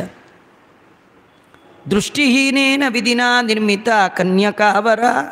ಅವಾಗೇನು ಕಣ್ಣಿದೆಯೋ ಇಲ್ಲೋ, ಎಂಥ ಶ್ರೇಷ್ಠವಾದ ಕನ್ಯೆಯನ್ನು ನಿರ್ಮಾಣ ಮಾಡಿ ನನ್ನ ಹಣೆಯಲ್ಲಿ ಇವಳನ್ನು ಬರೆದಿದ್ದಾನೋ ಇಲ್ಲೋ ಅಂಥೇಳಿ ಮತ್ತೆ ಹೇಳ್ತಾ, ನ ಕರಿಷ್ಯಚಿ ಚೇತ್ ಬಾಲೆ ತದಾ ಮೇ ಮರಣಂ ಧ್ರುವಂ. ನೋಡು, ನೀನೇನಾದರೂ ಆ ಹೆಣ್ಣನ್ನು ನಂಗೆ ನಿಶ್ಚಯ ಮಾಡ್ಕೊಂಡು ಬರಲಿಲ್ಲ ಅಂತ ಅನ್ಕೋ, ನಾನು ಸತ್ತೆ ಅಂತ ತಿಳ್ಕೊ ಅಂದ. ಮರಣಮ್ಮೇ ಧ್ರುವಂ, ನಂಗೆ ಸಾವೇ ಗಟ್ಟಿ. ಎಷ್ಟೋ ಜನ ಬದುಕಬೇಕು ಅಂತ ಏನೇನೋ ಉಪಾಯ ಮಾಡ್ತಾರೆ, ಆ ಪುಣ್ಯದಿಂದ ಉತ್ತಮವಾದ ಲೋಕವನ್ನೇ ಪಡಿತಾರೆ. ನೀನು ನನ್ನ ಸಲುವಾಗಿ ಏನು ಮಾಡ್ತೀಯೋ ಮಾಡು. ನೀನೇನಾದರೂ ನನಗೆ ಆ ಹೆಣ್ಣು ಸಿಗುವ ಹಾಗೆ ಮಾಡಿದರೆ, ನನಗೆ ತುಂಬ ಜನ ಭಕ್ತರಿದ್ದಾರೆ, ಆ ಎಲ್ಲರ ಪಟ್ಟಿಯಲ್ಲಿ ನಿನ್ನ ಟಾಪಲ್ಲಿ ಕೂಡಿಸ್ಬಿಡ್ತೀನಿ ಇಂದ. ಯಾರ್ಯಾರು ನನ್ನ ಭಕ್ತರು ಗೊತ್ತಾ? ಪ್ರಹ್ಲಾದ, ಕ್ರೂರ, ಧ್ರುವ, ಗಜೇಶ್ವರ, ಉದ್ಧವ, ಬಲಿಚಕ್ರವರ್ತಿ, ಅರ್ಜುನ, ಅಜಾಮಿಳ, ದ್ರೌಪದಿ, ವಿಭೀಷಣ. ಏತೆ ಪ್ರಾಣಸಮ ಭಕ್ತ ಅನ್ಯೇ ಚ ಭಕ್ತಾಶ್ಚ ಏಚತೆ ಸರ್ವೇ ತ್ವಮೇವ ಬಕುಲೆ ಏತತ್ ಕಾರ್ಯಂ ಸಮಾಚಾರ. ಈ ಕಾರ್ಯ ನೀ ಮಾಡಿದ್ರೆ ಇವರೆಲ್ಲರೂ ಒಂದು, ನೀನೇ ಒಂದು. ಅಷ್ಟೇ ಅಲ್ಲ, ನೀನೇನಾದರೂ ಈ ಕಾರ್ಯವನ್ನು ಮಾಡಿದರೆ ಆದರೆ ನಿನಗೆ 1,000,000 ಗೋದಾನ ಮಾಡಿದ್ರೆ ಏನು ಫಲ ಬರಬೇಕು ಅದು ಕೊಡ್ತೇನಮ್ಮ. ಸಾವಿರ ಸಾವಿರ ಉತ್ತಮವಾದ ಕುದುರೆಗಳನ್ನು ದಾನ ಮಾಡಿದ ಫಲ ನಿನಗೆ ಬರುತ್ತೆ. ಬಂಗಾರದ ಬೆಟ್ಟವನ್ನು ಶ್ರೋತ್ರಿಯನಾದ ಬ್ರಾಹ್ಮಣನಿಗೆ ಕೊಟ್ಟ ಫಲ ನಿನಗೆ ಬರುವ ಹಾಗೆ ನಾನು ಮಾಡ್ತೇನೆ. ಎಳ್ಳಿನ ಬೆಟ್ಟವನ್ನೇ ಕೊಟ್ಟರೆ ಎಂಥ ಪುಣ್ಯ ಬರಬೇಕು, ಅದನ್ನು ನಿನಗೆ ಬರುತ್ತೆ. ಒಂದು ಮಾಂಗಲ್ಯ ಬಂಧನ ಮಾಡಿಸಿದ್ವಿ ಅಂದರೆ ಅದಕ್ಕಿಷ್ಟು ಫಲ. ಸಮಂ ಮಾಂಗಲ್ಯ ಬಂಧನಂ, ಇದು ಸಾಮಾನ್ಯರಿಗೆ. ವಿಶ್ವಕುಟುಂಬಿಯಾದ ನಂಗೆ ಮಾಡಿಸಿದ್ರೆ ಇನ್ನೆಷ್ಟು ನಿಂಗೆ ಫಲ ಬರಬೇಡ ಅಂಥೇಳಿ ಇಷ್ಟೆಲ್ಲ ಅಂದಾಗ ಬಕುಲಾದೇವಿ ಅಂತಾಳೆ, ಕುತ್ರಾಸ್ತೆ ಜಗದಾಧಾರ. ಅಪ್ಪ, ಕಾಡಿನಲ್ಲಿ ನೋಡಿದ ಆ ಹೆಣ್ಣು ಪದ್ಮಾವತಿ ಎಲ್ಲಿದ್ದಾಳಪ್ಪ? ಆಕಾಶರಾಜನ ಮನೆ ಇರುವ ಜಾಗವಾದರೂ ಯಾವುದು? ಅದನ್ನೆಲ್ಲ ಹೇಳು, ನಾನು ಹೋಗ್ತೇನೆ ಅಂದಾಗ ಶ್ರೀನಿವಾಸ ಅದಕ್ಕೆ ಮುಂಚೆ ಈ ಪದ್ಮಾವತಿಯ ಪೂರ್ವ ಪರಿಚಯವನ್ನು ಮಾಡಿಕೊಡ್ತಾ ಇದ್ದಾನೆ. ತ್ರೇತಾಯುಗದಲ್ಲಿ ನಾನು ರಾಮರೂಪದಿಂದ ಅವತಾರ ಮಾಡಿದೆ. ತಂದೆಯಾದ ದಶರಥನ ಮಾತಿನಂತೆ ದಂಡಕಾರಣ್ಯಕ್ಕೆ ಹೋದೆ. ಪಾಪಿಯಾದ ರಾವಣ ಅನ್ನುವ ರಾಕ್ಷಸ ಆ ಸಂದರ್ಭದಲ್ಲಿ ನನ್ನ ಹೆಂಡತಿಯನ್ನು ಅಪಹಾರ ಮಾಡಿ ಲಂಕಾಪಟ್ಟಣಕ್ಕೆ ಕರ್ಕೊಂಡು ಹೋಗಿಬಿಟ್ಟ. ಆ ಸಮಯದಲ್ಲಿ ಅವಳು ಗಟ್ಟಿಯಾಗಿ ಕೂಗ್ತಾ ಇದ್ದಾಳೆ. ಏನು ಕೂಗಿದ್ರೂ ಬಿಡಲಿಲ್ಲ. ಕಡೆಗೆ ಕರ್ಕೊಂಡು ಹೋಗಿ ತನ್ನ ವನ ಅಶೋಕವನದಲ್ಲಿ ಶಿಂಶುಪ ವೃಕ್ಷದ ಕೆಳಗೆ ಅಲ್ಲಿ ಕೂಡಿಸ್ಬಿಟ್ಟ. ಅನೇಕ ದಿನಗಳ ಕಾಲ ನಾನು ಹುಡುಕಿ ಸಾಕಾಗಿ ಕಡೆಗೆ ರಾವಣ ಕದ್ದೊಯ್ದಿದ್ದಾನೆ ಸುದ್ದಿ ತಿಳಿದು ಅವನ ಮೇಲೆ ಯುದ್ಧ ಮಾಡಿ ರಾವಣನನ್ನು ಸಂಹಾರ ಮಾಡಿದೆ. ಸೀತೆಯನ್ನು ಕರ್ಕೊಂಡು ಬಂದೆ. ಸೀತೆ ಅಗ್ನಿ ಪ್ರವೇಶ ಮಾಡಿದಾಗ 2 ಸೀತೆ ಮೇಲೆ ಬಂದರು. ಅದರಲ್ಲಿ ನಿಜವಾದ ಸೀತೆ ಮತ್ತೊಂದು ಸೀತೆಯನ್ನು ತೋರಿಸಿ, ಈ ಸೀತೆ ನನ್ನ ಸ್ಥಾನದಲ್ಲಿ ನಿಂತು ರಾವಣನ ಮನೆಯಲ್ಲಿ ಬಹಳ ದಿನಗಳ ಕಾಲ ಕಷ್ಟಪಟ್ಟಿದ್ದಾಳೆ. ಇವಳು ವೇದವತಿ ಅಂತ ಇವಳ ಹೆಸರು. ನಿನ್ನ ಸಲುವಾಗಿ ನಿನ್ನ ಪ್ರೀತಿಗೋಸ್ಕರವಾಗಿ ಮಾಡಿದ್ದಾಳೆ. ತಾಮಂಗೀಕುರು ಗೋವಿಂದ ವಿವಾಹ ವಿಧಿಪೂರ್ವಕಂ. ಸ್ವಯಂ ಸೀತಾ ವೇದವತಿಯನ್ನು ತೋರಿಸಿ ರಾಮನಿಗೆ ಹೇಳ್ತಾ ಇದ್ದಾಳೆ, ರಾಮ ನೀನು ಇವಳನ್ನು ವಿಧಿಪೂರ್ವಕವಾಗಿ ಮದುವೆ ಮಾಡ್ಕೋ ಅಂತ. ರಾಮ ಅಂದ, ಏಕಪತ್ನಿ ವ್ರತಸ್ತಮ್ಮೆ ಅದ್ಯಂಕೃತಂಜಾನಾಸಿ ಭಾಮಿನಿ. ಸೀತಾ, ನಿನಗೆ ಗೊತ್ತಿದೆ ನಾನು ಏಕಪತ್ನಿ ವ್ರತಸ್ಥ. ದ್ವಾಪರದಲ್ಲಿ ಮದುವೆ ಆಗೋಣ ಅಂದರೆ ಈಗ ತುಂಬ ಜನರಿಗೆ ಆ ಅವತಾರದಲ್ಲಿ ಮದುವೆ ಆಗ್ತೀನಿ ಅಂತ ಮಾತು ಕೊಟ್ಟುಬಿಟ್ಟಿದ್ದೀನಿ. ಮುಂದಿನ ಅವತಾರ ಯಾವುದು? ಕೃಷ್ಣಾವತಾರ. ಅದ್ರಲ್ಲಿ 1 2 ಮದುವೆದೇ ಮದುವೆ. 16,108 ಮದುವೆ. ಅದು ನಿಂದು ಬೇರೆ ಒಂದು ಸೇರಿಕೊಂಡ್ರೆ 16,109 ಆಗುತ್ತೆ. ಸಾವಿರ ಮದುವೆಗಳ ಮಧ್ಯೆ ನಿಂದು ಮಾಡಿಕೊಂಡ್ರೆ ನಿನ್ನ ಮಾತಿಗಷ್ಟು ಬೆಲೆ ಕೊಟ್ಟಾಗ ಆಗೋಲ್ಲ. ಆದ್ದರಿಂದ ಸೀತಾ, ನಿನ್ನ ಮಾತನ್ನು 28 ಮೇ ಕಲವು ಕರಿಷ್ಯಾಮಿ. 28ನೆಯ ಕಲಿಯುಗದಲ್ಲಿ ನಿನ್ನ ಮಾತನ್ನು ನೆರವೇರಿಸ್ತೇನೆ. ತಾವದೇಶ ಬ್ರಹ್ಮಲೋಕೆ ಬ್ರಹ್ಮಣ ಪೂಜಿತ ಭವೇತ್. ಅಲ್ಲ ಸ್ವಾಮಿ, ಇನ್ನೂ ಕೃಷ್ಣಾವತಾರ ಆಗಿ ಆ ಯುಗ ಮುಗಿದು ಇನ್ನು ನೀನು ಬರೋವರೆಗೂ ಇವಳು ಎಲ್ಲಿರಬೇಕು? ಅಲ್ಲಿವರೆಗೂ ಬ್ರಹ್ಮದೇವರ ಅರಮನೆಯಲ್ಲಿರಲಿ ಇವಳು, ಬ್ರಹ್ಮದೇವರಿಂದ ಪೂಜಿಸಲ್ಪಡಲಿ. ಹಾಗಾಗಿ ಅವತ್ತಿನಿಂದ ಈ ವೇದವತಿ ಅಲ್ಲಿದ್ಲು ಸತ್ಯಲೋಕದಲ್ಲಿ. ಅವಳೇ ಈಗ ಪದ್ಮಾವತಿಯಾಗಿ ಬಂದಿದ್ದಾಳೆ. ಏನಾದರೂ ಮಾಡಿ ನೀನು ಅವಳನ್ನು ನನಗೆ ಮದುವೆ ಮಾಡಿಸು ಅಂತ ಶ್ರೀನಿವಾಸ ಕೇಳ್ಕೊಳ್ತಾ ಇದ್ದಾನೆ. ಬಕುಲ ಮಾಲಿಕ ಅಂತಾಳೆ, ಹಾಗೇ ಆಗಲಿ ಸ್ವಾಮಿ, ಹೋಗ್ತೀನಿ ಎಂದಾಗ ತನ್ನ ತಾಯಿಗೆ ಒಂದು ಕುದುರೆಯನ್ನು ಕೊಟ್ಟಿದ್ದಾನಂತೆ. ತಾಯಿ ವಯಸ್ಸಾದ ತಾಯಿ, ಅವಳಿಗೆ ದೊಡ್ಡ ಕುದುರೆ ಕೊಟ್ಬಿಟ್ರೆ ಅದು ಸ್ಪೀಡಾಗಿ ಹೋಗಿ ದಾರಿಲಿ ಎಲ್ಲರೂ ಬಿದ್ದಿದ್ರೆ, ಅದಕ್ಕೆ ದಿವ್ಯಾಂ ತುರಂಗಿ, ದೇವನಿರ್ಮಿತವಾದದ್ದು, ಭಗವಂತ ನಿರ್ಮಾಣ ಮಾಡಿದಂತಹ ಕುದುರೆ, ದೇವ ಮಾಯೆಯಿಂದ ನಿರ್ಮಿತವಾದದ್ದು. ಅಂತಹ ಕುದುರೆಯಲ್ಲಿ ಕೂಡಿಸಿ ಕಳಿಸ್ಕೊಟ್ಟಿದ್ದಾನೆ. ಆ ಕುದುರೆ ಮೇಲೆ ಕೂತ ಬಕುಲ ಮಾಲಿಕ ಮತ್ತೆ ಶ್ರೀನಿವಾಸನ್ ಕೇಳಿದ್ಲು, ಮಾರ್ಗಂಬದ ರಮಾನಾಥ, ಇನ್ನೊಮ್ಮೆ ಹೇಳಪ್ಪ, ಹೇಗೆ ಹೋಗಬೇಕು ಆಕಾಶರಾಜನ ಮನೆಗೆ ಅಂತ. ಆಗ ಶ್ರೀನಿವಾಸ ದೇವರು ಹೇಳ್ತಿದ್ದಾರೆ, ಅಮ್ಮ, ಈ ಪರ್ವತ ಇಳಿದು ಕೆಳಗೆ ಹೋಗು. ವೆಂಕಟಾಚಲ ಪರ್ವತ ಇಳಿದು ಕೆಳಗೆ ಹೋದರೆ ಏನು ಸಿಗುತ್ತೆ ನಮಗೆ? ಕೆಳಗೆ ಯಾವುದಿದೆ? ತೀರ್ಥ, ಕಪಿಲ ತೀರ್ಥ. ಅಲ್ಲಿ ಕಪಿಲ ತೀರ್ಥದಲ್ಲಿ ಸ್ನಾನ ಮಾಡು. ಅಲ್ಲಿ ಕಪಿಲೇಶ್ವರ ಇದ್ದಾನೆ. ಅಲ್ಲಿ ನನ್ನ ಸಲುವಾಗಿ ಪ್ರಾರ್ಥನೆ ಮಾಡ್ಕೊ. ಶ್ರೀನಿವಾಸ ಮಾಡುವ ಅನಂತ ನಮಸ್ಕಾರಗಳನ್ನು ತಿಳಿಸು. ಅವನಲ್ಲಿ ಕೇಳ್ಕೊ, ಪದ್ಮಾವತಿಯೊಂದಿಗೆ ಶ್ರೀನಿವಾಸನ ಕಲ್ಯಾಣ ಆಗಲಿ ಅಂತ. ಹೀಗೆಲ್ಲ ಮಾಡಿಕೊಂಡು ಏನು ಮಾಡಬೇಕು ಅಂತ ನಿನಗನ್ಸುತ್ತೋ, ನನ್ನ ಮದುವೆ ಸಲುವಾಗಿ ಏನು ಅರ್ಚನೆ ಸೇವೆ ಬರೆಸ್ತೀಯೋ, ಪಂಚಾಮೃತ ಬರೆಸ್ತೀಯೋ, ಇದರರ್ಥ ಭಗವತ್ ಪ್ರೀತಿಗಾಗಿ ಏನು ಮಾಡಿದ್ರೂ ನನ್ನ ಪ್ರೀತಿಗಾಗಿ ಮಾಡು. ಕುರುವತೆ ಕರ್ಮ ಯತ್ ಪ್ರೀತಯೇ ಸಜ್ಜನಾಹ. ಬೆಳಗ್ಗೆಯಿಂದ ರಾತ್ರಿ ಪರ್ಯಂತರವಾಗಿ ಮಾಡುವ ಎಲ್ಲ ಕರ್ಮಗಳ ಮೂಲ ಉದ್ದೇಶ ವಿಷ್ಣು ಪ್ರೇರಣೆಯ, ವಿಷ್ಣು ಪ್ರೀತ್ಯರ್ಥಂ ಇರಬೇಕು. ಅದನ್ನು ಮಾಡು. ಅಲ್ಲಿಂದ ಸ್ವಲ್ಪ ಮುಂದೆ ಹೋದರೆ ಶುಕಾಶ್ರಮ ಇಲ್ಲಿ ಇದೆ. ಅಲ್ಲಿ ಪದ್ಮ ಸರೋವರ ಇದೆ. ಅಲ್ಲಿ ಕೃಷ್ಣ ಬಲರಾಮರಿದ್ದಾರೆ. ಅವರಿಗೆ ಭಕ್ತಿಯಿಂದ ನಮಸ್ಕಾರ ಮಾಡು.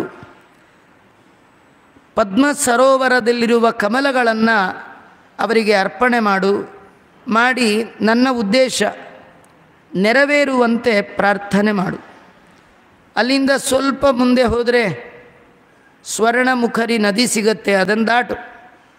ಅಲ್ಲಿಂದ ಮುಂದೆ ಹೋದರೆ ಸಿಗೋದೇ ಆಕಾಶರಾಜನ ಊರು. ಇದೆಲ್ಲ ಹೇಳಿ ಅಲ್ಲಿರುವ ಹೆಣ್ಣು ಮಕ್ಕಳ ಜೊತೆ ಏನು ಮಾತಾಡಿದ್ರೆ ನನ್ನ ಮದುವೆ ನಿಶ್ಚಯ ಆಗ್ಬೋದು, ಹಾಗೆ ನೀನು ಮಾತಾಡಿ ಕಾರ್ಯ ಸಾಧನೆ ಮಾಡಿಕೊಂಡು ಬಾ ಅಂತ ತಾಯಿಗೆ ಹೇಳ್ತಾ ಇದ್ದ. ಬಕುಲ ಮಾಲಿಕ ಹಾಗೆ ಆಗಲಿ ಅಂತ ಹೊರಟ್ಲು. ಕುದುರೆಯನ್ನು ಏರಿದ್ದಾಳೆ.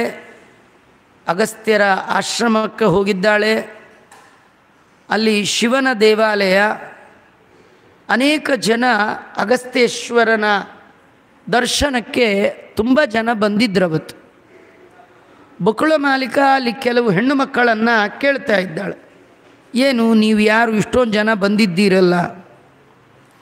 ಆ ಹೆಣ್ಣು ಮಕ್ಕಳು ಹೇಳ್ತಾ ಇದ್ದಾರೆ, ನಾವು ಆಕಾಶರಾಜನ ಸನ್ನಿಧಿಯವರು. ನಿನ್ನೆ ಒಬ್ಬ ಕುದುರೆಯನ್ನು ಏರಿಕೊಂಡು ಕಿರಾತ ರೂಪದಿಂದ ಒಬ್ಬ ಮನ್ಮಥ ಆಕಾರವುಳ್ಳವ ಬಂದಿದ್ದ. ಆ ಪುರುಷನನ್ನು ನೋಡಿ ಪದ್ಮಾವತಿ ಬಹಳ ಹೆದರಿದ್ದಾಳೆ. ಜ್ವರ ತಾಪದಿಂದ ಮೂರ್ಛಿತಳಾಗಿದ್ದಾಳೆ. ಅದರ ಪರಿಹಾರಕ್ಕೋಸ್ಕರವಾಗಿ ನಮ್ಮ ರಾಜ ಆಕಾಶ ಮಹಾರಾಜ ಅಗಸ್ತ್ಯೇಶ್ವರನಿಗೆ ಅಭಿಷೇಕ ಮಾಡಬೇಕು ಅಂತ ನಮ್ಮನ್ನು ಕಳಿಸ್ಕೊಟ್ಟಿದ್ದಾನೆ. ಈ ಮಾತು ಕೇಳಿ ಬಕುಳ ಮಾಲಿಕೆಗೆ ಬಹಳ ಸಂತೋಷ ಆಯಿತು. ಆ ಕಿರಾತ ರೂಪಿಯಾಗಿ ಬಂದಿದ್ದವ ಯಾರು? ನಿಮ್ಮ ಬಳಿಗೆ ಅವನು ಯಾಕೆ ಬಂದ? ಅದೆಲ್ಲ ನಂಗೆ ಹೇಳಿ ಅಂತ. ಈ ಹೆಣ್ಣುಮಕ್ಕಳು ಮಾತಿಗೆ ಮಾತು ಸಿಕ್ಕರೆ ಸಾಕು, ಒಂದಕ್ಕೊಂದು ಹಾಗೆ ಬೆಳ್ಕೊಂಡು ಹೋಗುತ್ತೀರಿ. ಈ ಫೋನಲ್ಲಿ ಮಾತಾಡ್ಲಿಕ್ಕೆ ಶುರು ಮಾಡಿಬಿಟ್ರೆ ಎಷ್ಟೊತ್ತಾಗಿದ್ರೂ ಗೊತ್ತೇ ಆಗಲ್ಲ. ಮಠಕ್ಕೆ ಪುರಾಣಕ್ಕೆ ಬಂದವರು ಆಚಾರ ಬಂದಿರೋದನ್ನ ಮರೆತು ಮಾತಾಡ್ಕೊಂಡು ಕೂತಿದ್ದು, ಆಚಾರ ಈಗ ಮುಗಿದೋಯ್ತು ಆಚಾರ್ಯೇ ಅಂದ್ಕೊಂಡು ಹೊರಟೆ ಹೋಗ್ಬಿಡ್ತಾರೆ. ಅಲ್ಲ, ಇಲ್ಲಿರೋರು ಯಾರು ಹಾಗೆ ಮಾಡಲ್ಲ, ಸುಮ್ಮನೆ ಹೇಳಿದೆ. ಇವಳು ಹಾಗೆ ಒಂದಕ್ಕೊಂದು ಮಾತಾಡ್ತಾ ಇದ್ದಾಳೆ. ಅವರು ಆ ಎಲ್ಲ ಹಿಂದೆ ನಡೆದ ಘಟನೆಗಳನ್ನೆಲ್ಲ ಹೇಳಿದ್ದಾರೆ. ಬಕುಳ ಮಾಲಿಕ ಅಂತಂದ್ಲು, ನೀವು ಸಿಕ್ಕಿದ್ದು ನಮಗೆ ಬಹಳ ಸಂತೋಷ ಆಯಿತು. ಯಾಕಂದರೆ ನಿಮ್ಮ ಊರಿಗೆ ಹೊರಗಿನವ್ರನ್ನ ಬಿಡೋಲ್ಲ ಅಂತ ಕೇಳಿದೆ. ನಾರಾಯಣ ಪುರಂ ದಿವ್ಯಂ ಅಭೇದ್ಯಂ ಪರದೇಶಿಬಿಹಿ, ಬೇರೆ ದೇಶದವರನ್ನು ನಿಮ್ಮೂರಿ ಒಳಗೆ ಬಿಟ್ಕೊಳ್ಳಲ್ಲ ಅಂತ. ನಿಮ್ಮ ಜೊತೆ ಬಂದುಬಿಟ್ರೆ ನನಗೇನು ತೊಂದರೆ ಇಲ್ಲ, ನನ್ನನ್ನು ದಯಮಾಡಿ ಕರ್ಕೊಂಡು ಹೋಗ್ರಿ ಅಂತ ಹೇಳಿದಾಗ, ಏವಂ ಗತಾಯಾಂ ತಸ್ಯಾಂತೂ, ಅವಳು ಹೀಗೆ ಹೋಗಿದ್ದಾಳೆ. ಆದರೆ ಶ್ರೀನಿವಾಸನಿಗೆ ನಂಬಿಕೆ ಆಗಲಿಲ್ಲ. ಇವಳು ಕೆಲಸ ಹಿಂಗೆ ಮಾತಾಡ್ಕೊಂಡು ಕೂತ್ರೆ ಕೆಲಸ ಯಾವಾಗ ಮುಗಿಬೇಕ್ರಿ? ಶ್ರೀನಿವಾಸ ಕಲ್ಯಾಣ ಯಾವಾಗ ಆಗಬೇಕ್ರಿ? ಶ್ರೀನಿವಾಸ ದೇವರಂದರು, ಸ್ತ್ರೀಭಿ ಯತ್ಕೃತಂ ಕಾರ್ಯಂ ನ ತದರ್ಥಂ ಫಲಪ್ರದಂ. ಸ್ತ್ರೀಯಿಂದ ಮಾಡಲ್ಪಟ್ಟಂಥ ಕಾರ್ಯ ಪರಿಪೂರ್ಣವಾದ ಫಲವನ್ನು ಕೊಡೋಲ್ಲ ಅಂತ ಒಂದು ಸಾಮಾನ್ಯ ಅರ್ಥ. ಅಂದರೆ ಏನೇ ಸಾಧನೆ ಮಾಡುವಾಗೂ ಜೊತೆಯಾಗಿ ಮಾಡಬೇಕಂತ, ದಂಪತಿಗಳು ಮಾಡಬೇಕಂತ. ಒಟ್ಟೊಟ್ಟಿಗೆ ಮಾಡಿದಾಗ ಅದು ಪೂರ್ಣ ಫಲ. ಸ್ತ್ರೀಭಿ ಯತ್ಕೃತಂ ಕಾರ್ಯಂ ನ ತದರ್ಥಂ ಫಲಪ್ರದಂ. ಇನ್ನೊಂದು, ಜಗತ್ತಲ್ಲಿ ಪುರುಷ ಅಂದರೆ ಪರಮಾತ್ಮ ಒಬ್ಬನೇ ರೀ, ಮಿಗ್ದವರೆಲ್ಲ ಸ್ತ್ರೀಯರೇ. ಸ್ತ್ರೀಭಿ ಯತ್ಕೃತಂ ಕಾರ್ಯಂ, ನಾವು ನಾನು ಮಾಡಿದೆ ಅಂತ ಏನು ಮಾಡಿದರೂ ಅದಕ್ಕೆ ಫಲ ಇಲ್ಲ. ನಮ್ಮನ್ನು ಕಂಟ್ರೋಲ್ ಮಾಡುವ ಒಬ್ಬ ಪುರುಷ ಇದ್ದಾನೆ ಅಂತ ತಿಳ್ಕೊಳ್ಬೇಕು. ಭಗವಂತನ ಎಚ್ಚರಿಕೆಯಿಂದ ಕರ್ಮ ಮಾಡಬೇಕು. ಹಾಗಂದ್ರೇನು? ನಾಹಂಕರ್ತ ಹರಿಕರ್ತ, ಎಲ್ಲ ಮಾಡಬೇಕು. ಮಾಡಿದ್ದು ನಾನಲ್ಲ ಅನ್ನಬೇಕು. ನನ್ನೊಳಗಿರುವ ನೀನೇ ಎಲ್ಲ ಮಾಡಿಸಿದೀಯಾ ಅಂತ ಕರ್ಮದ ಫಲ ಎಲ್ಲವನ್ನೂ ಅವನಿಗೆ ಅರ್ಪಣೆ ಮಾಡಬೇಕು. ಇವಳು ಒಬ್ಬಳೇ ಹೆಂಗಸು ಹೋಗಿದ್ದಾಳೆ, ಏನು ಮಾಡ್ತಾಳೋ ಮಾಡಲ್ವೋ. ಅದಕ್ಕೆ ದೇವರೇನು ಮಾಡ್ದ? ತನ್ನ ಕಾರ್ಯವನ್ನು ತಾನೇ ಮಾಡಿಕೊಳ್ಬೇಕು ಅಂತ ಮತ್ತೊಂದು ಬಗೆಯ ಆಟವನ್ನು ಶುರು ಮಾಡಿದ. ದಾಸರು ಹೇಳ್ತಾರೆ ನೋಡಿ, ತನ್ನ ಕಾರ್ಯ ತಾ ಮಾಡಿದವಗೆ ಅಲ್ವಾ ಹೆಸರು ಇನ್ನೊಬ್ಬರಿಗೆ ಕೊಟ್ಟದ್ದು. ಏನು ಮಾಡ್ದ ಭಗವಂತ? ಇತಿ ಸಂಚಿಂತ್ಯ ಗೋವಿಂದೋ ಮಾಯಾವಿ ಕಾಮರೂಪವಾನ್ ಸ್ವಯಂ ಶ್ರೀ ವೆಂಕಟೇಶೋ ವನಿತಾ ರೂಪಮಾಶ್ರಿತ ಪುಲಿಂದವೇಷಧಾರಿ ಸಹ ಚಕ್ರೇ ತದ್ವೇಷಭೂಷಣಂ. ಭಗವಂತ ಹೆಣ್ಣಿನ ರೂಪವನ್ನು ಸ್ವೀಕಾರ ಮಾಡಿದ. ಹೆಣ್ಣು ರೂಪ ತಗೊಂಡಿದ್ದಾನೆ ಬೇಕಷ್ಟು. ಅದರಲ್ಲಿ ಮೋಹಿನಿಯಾಗಿ ಬಂದದ್ದವನೇ. ಬಹಳ ಅದ್ಭುತವಾದ ಮೋಹಯನ್ ಸುರಸ್ತ್ರೀಯ, ದೇವತಾ ಸ್ತ್ರೀಯರೇ ಮೋಹಕ್ಕೆ ಒಳಗಾದರು. ಸಾಮಾನ್ಯ ಹೆಣ್ಣನ್ನು ನೋಡಿ ಗಂಡು ಮೋಹಕ್ಕೆ ಒಳಗಾಗೋದು ಸಾಮಾನ್ಯ. ಆದರೆ ಹೆಣ್ಣನ್ನು ನೋಡಿ ಹೆಣ್ಣೇ ಮೋಹಕ್ಕೆ ಒಳಗಾಗೋದು ಅಪರೂಪ. ಅದರೊಳಗೂ ದೇವತಾ ಸ್ತ್ರೀಯರು ಯಾರು? ಲಕ್ಷ್ಮೀ, ಸರಸ್ವತಿ, ಪಾರ್ವತಿಯರೇ ಮೋಹಕ್ಕೆ ಒಳಗಾದ ರೂಪ ಯಾವುದು? ಭಗವಂತನ ಸ್ತ್ರೀ ರೂಪ, ಮೋಹಿನಿಯ ರೂಪ. ಭಗವಂತನಿಗೆ ಸ್ತ್ರೀ ರೂಪ ಏನು ಹೊಸದಲ್ಲ, ಆದರೆ ಇಲ್ಲಿ ತೊಗೊಳ್ತಾನಲ್ಲ, ಇದು ಭಾರಿ ಅಪರೂಪ. ಇಂಥ ರೂಪ ಎಲ್ಲೂ ತೊಗೊಂಡಿಲ್ಲ. ಯಾವುದದು? ಕೊರವಂಜಿ ವೇಷ ಹಾಕ್ಕೊಂಡಂತೆ. ಹೇಗಿತ್ತ ಆ ವೇಷ? ಅದಕ್ಕೆ ತಕ್ಕ ಹಾಗೆ ಭೂಷಣಗಳನ್ನು ಹಾಕ್ಕೊಂಡಿದ್ದಾನೆ. ಚೀರವಸ್ತ್ರಂ ತದೋ ಬದ್ವಾ ಛಿದ್ರ ಕಂಚುಕರಂಜಿತ. ಚೀರವಸ್ತ್ರ, ನಾರ್ಮಡಿ, ಅದು ಕೂಡ ಎಲ್ಲ ಕಡೆ ಹರಿದೋಗಿದೆ. ಅಂತಹ ಸೀರೆ ಅದು ಎಲ್ಲಿಟ್ಟಿದ್ನೋ ಏನು ಕಥೆಯೋ ಅದನ್ನು ತೆಗೆದು ಉಟ್ಕೊಂಡ. ಆಮೇಲೆ ಅದಕ್ಕೆ ಸರಿಯಾದ ಮ್ಯಾಚಿಂಗ್ ಬ್ಲೌಸು, ಅದು ಕೂಡ ಅಲ್ಲಲ್ಲಿ ಹರಿದೋಗಿರಬೇಕು. ಈಗ ಹರಿದೋಗಿದ್ದು ಅಂತ ಅನ್ಬಾರ್ದ್ರಿ, ಈಗ ಹರಿದೋಗಿದ್ದೇ ಫ್ಯಾಷನ್ನು. ಅಯ್ಯೋ, ನೋಡ್ತಾ ಇದ್ದರೆ ನಿಮಗೆಲ್ಲ ಆಶ್ಚರ್ಯ ಆಗಿರುತ್ತೆ. ನಮ್ಮಲ್ಲಿ ಹಾಗೆ ಹರ್ಕೊಂಡು ಹೋಗಿದ್ದು ಹಾಕ್ಕೊಂಡು ಹೋಗ್ಬಿಟ್ರೆ ಮೈ ಮೇಲೆ ಒಂಚೂರು ಬಟ್ಟೆ ಹರಿದಿದ್ರು ಅದು ದರಿದ್ರ. ಹರಿದ ಬಟ್ಟೆ ಉಟ್ಕೊಳ್ಬಾರ್ದು. ಈಗ ಹರಿದ ಬಟ್ಟೆ ಭಾರಿ ಕಾಸ್ಟ್ಲಿ. ಅದು ಕೆಟ್ಟದಾಗಿ ಹರಿಬೇಕು. ಅದು ಹರಿಯೋದು ಅಂದರೆ ಎಲ್ಲೋ ಮಳೆಗಿಳಕ್ಕೆ ಸಿಕ್ಕಾಕ್ಕೊಂಡು ಪರ್ರಂತ ಹರಿದೋಗಿರುತ್ತಲ್ಲ ಅಂಥದ್ದು, ಅದೆಲ್ಲ ಚಿಂದಿ ಆಗಿರಬೇಕು. ನೋಡಿದ್ರೆ ಹಳೆ ಜನ ಏನೋ ಭಿಕ್ಷದವ್ರೇನೋ ಅಂತ ಅಂದ್ಕೊಳ್ಬೇಕು. ಅಲ್ಲಿ ಲಕ್ಷಾಧಿಪತಿಗಳೇ ಭಿಕ್ಷಾಧಿಪತಿಗಳ ಥರ ಡ್ರೆಸ್ ಹಾಕ್ಕೊಂಡಿರ್ತಾರೆ, ಗೊತ್ತೇ ಆಗಲ್ಲ. ಈ ಭಗವಂತನೇ ರೀ ಇದೆಲ್ಲ ಮಾಡಿ ತೋರಿಸಿದ್ದು ಅವನೇ. ಯಾಕಂದರೆ ಈ ಕೊರವಂಜಿ ವೇಷ ಹಾಕಿದಾಗ ಅಂಥದ್ದೇ ಎಲ್ಲ ಛಿದ್ರ ಅಂದರೆ ರಂಧ್ರಗಳು ಎಲ್ಲ ಹರಿದು ಹೋಗಿರಬೇಕು, ಅಂಥದ್ದು ಹಾಕ್ಕೊಂಡು. ಆಮೇಲೆ ಬ್ರಹ್ಮಾಣಂಚ ಶಿಶುಂಕೃತ್ವ, ಬ್ರಹ್ಮದೇವರನ್ನು ಮಗು ಮಾಡ್ಕೊಂಡ್ಬಿಟ್ನಂತೆ, ರುದ್ರದೇವರನ್ನು ಕೈ ಕೋಲ್ ಮಾಡ್ಕೊಂಡ್ಬಿಟ್ನಂತೆ, ಬ್ರಹ್ಮಾಂಡವನ್ನು ಬುಟ್ಟಿ ಮಾಡ್ದ, ಎಲ್ಲ ನವಗ್ರಹಗಳಿಗೆ ಕರೆದ, ಎಲ್ಲ ಬುಟ್ಟಿ ಒಳಗೆ ಕೂತ್ಕೊಳ್ಳಿ ಹಿಂದ, ನಾನು ಮದುವೆ ಆಗ್ತಾಯಿದ್ದೀನಿ, ಅಲ್ಲಿ ಎಲ್ಲೆಲ್ಲೋ ಹೋಗ್ಬಿಟ್ರೆ ಈ ಗ್ರಹ ಸರಿಗಿಲ್ಲ, ಆ ಗ್ರಹ ಸರಿ ಇಲ್ಲ, ಎರಡು ಹಾಗೆಲ್ಲ ಎಲ್ಲ ಇಲ್ಲೇ ಇರಬೇಕು, ಸಕಲ ಗ್ರಹ ಬಲ ನೀನೇ ಅಲ್ವಾ. ಆ ಎಲ್ಲ ಗ್ರಹಗಳು ಬಂದು ಕೂತಿದೆ, ಅದನ್ನೆಲ್ಲ ಇಟ್ಕೊಂಡ. ಮೇಲೆ ಬೇಕಾದಷ್ಟು ಸರಗಳನ್ನು ಹಾಕ್ಕೊಂಡ. ಯಾವುದು ಬೆಳ್ಳಿ ಬಂಗಾರ ಇಲ್ಲ ರೀ, ಮತ್ತು ಯಾವುದು ಅಂದರೆ ಗುಂಜಾಮಣಿ ವಿಭೂಷಣಾಂಗ, ಗುಲ್ಗಂಜಿ ಸರ, ಅದ್ರ ಜೊತೆಗೆ ಶಂಖದ ಸರ, ಕಪ್ಪೆ ಚಿಪ್ಪಿನ ಸರ, ಏನೇನು ಸಿಗುತ್ತೋ ಸಮುದ್ರದ ದಡದಲ್ಲಿ ಅದರದೆಲ್ಲ ಹಾಕ್ಕೊಂಡ. ತನ್ನ ಕೂದಲಿಗೆ ಒಂದು ಕೆಂಪು ಬಟ್ಟೆಯನ್ನು ಸುತ್ತಬಿಟ್ಟ. ವಯಸ್ಸಾದ ಮುದುಕಿ, ಎಷ್ಟು ಏಜ್ ಗೊತ್ತಾ, 50 ವರ್ಷ ಸಂಯುತ, 500 ವರ್ಷದ ಮುದುಕಿ ಅಂತ. ವೇಣುಗುಲ್ಬಂ ಶ್ವಸಿರಸಿ ನವಧಾನ್ಯ ಪ್ರಪೂರಿತಂ, ಎಲ್ಲ ಬಿದಿರಿನ ಬುಟ್ಟಿ ಒಳಗೆ ನವಗ್ರಹ ಹಾಕ್ಕೊಂಡು ಮೇಲೆ ತಲೆಯಲ್ಲಿ ಇಟ್ಕೊಂಡಿದ್ದಾಳೆ. ಹೇಗಿದ್ದಾಳೆ, ಲಂಬೋದರೀಂ, ಉದರ ಅಂದರೆ ಹೊಟ್ಟೆ, ನಿಮಗೆಲ್ಲ ಲಂಬೋದರ ಗೊತ್ತು ಗಣಪತಿ, ಇವಳು ಲಂಬೋದರಿ. ಲಂಬಕರ್ಣ, ಕರ್ಣ ಅಂದರೆ ಕಿವಿ, ಅವಳು ಕಿವಿ ಅದು ಈ ತಮಿಳ್ನಾಡು ಕಡೆ ದಪ್ಪದ್ದು ಹಾಕ್ಕೊಂಡಿರ್ತಾರೆ ಕಿವಿಗೆ, ಅದು ಹಿಗ್ಗಿ ಇಲ್ಲಿ ಬಂದು ಕೂತ್ಬಿಟ್ಟಿರುತ್ತೆ ಕಿವಿ, ಆದರೂ ಅದನ್ನೇನು ತೆಗಿಯಲ್ಲ. ಈ ಮೋಸ್ಟ್ಲಿ ಅದನ್ನು ಇವನೇ ತೋರಿಸ್ಕೊಟ್ಟಿದ್ದು, ಯಾರು, ಶ್ರೀನಿವಾಸ. ಲಂಬಕರ್ಣಾಂ ಲಂಬಿತ ಆತ್ಮಪಯೋದರಾಂ ಅದಂತ ಶುಷ್ಕವದನ, ಬಾಯೊಳಗೆ ಹಲ್ಲಿಲ್ಲಂತ. ಹಲ್ಲಿಲ್ಲ ಅಂತ ಇಷ್ಟು ಹೇಳಿದ್ರೆ ಗೊತ್ತಾಗತ್ತಲ್ವಾ. ವೇದವ್ಯಾಸದೇವ್ರು ಮುಂದೆ ಹೇಳ್ತಾರೆ, ಹಲ್ಲಿಲ್ಲ ಅಷ್ಟೇ ಅಲ್ಲ, ಖಾಲಿ ಬಾಯಿ ಅಂತ. ಅದೇನು ಹಾಗಂದರೆ, ನಾವು ಬೇರೆ ಬೇರೆ ಬಾಯಿಗಳು, ಸೀತಾಬಾಯಿ ಅಂತ ಬಾಯಿ ಕೇಳಿದ್ದೀವಿ, ಈ ಖಾಲಿ ಬಾಯಿ ಅಂದ್ರೇನು? ಈ ಕೆಲವರು ಅಂಬಡೆ ಹಾಕಿದಾಗ ಹಲ್ಲಿಲ್ಲ ಅಂತಾರೆ. ಹಲ್ಲಿಲ್ಲ ಅಂದರೆ 32 ಇಲ್ಲ ಅಂತ ಅಷ್ಟೇ ಅರ್ಥ, ಹಲ್ಲೇ ಇಲ್ಲ ಅಂತ ಅರ್ಥ ಅಲ್ಲ.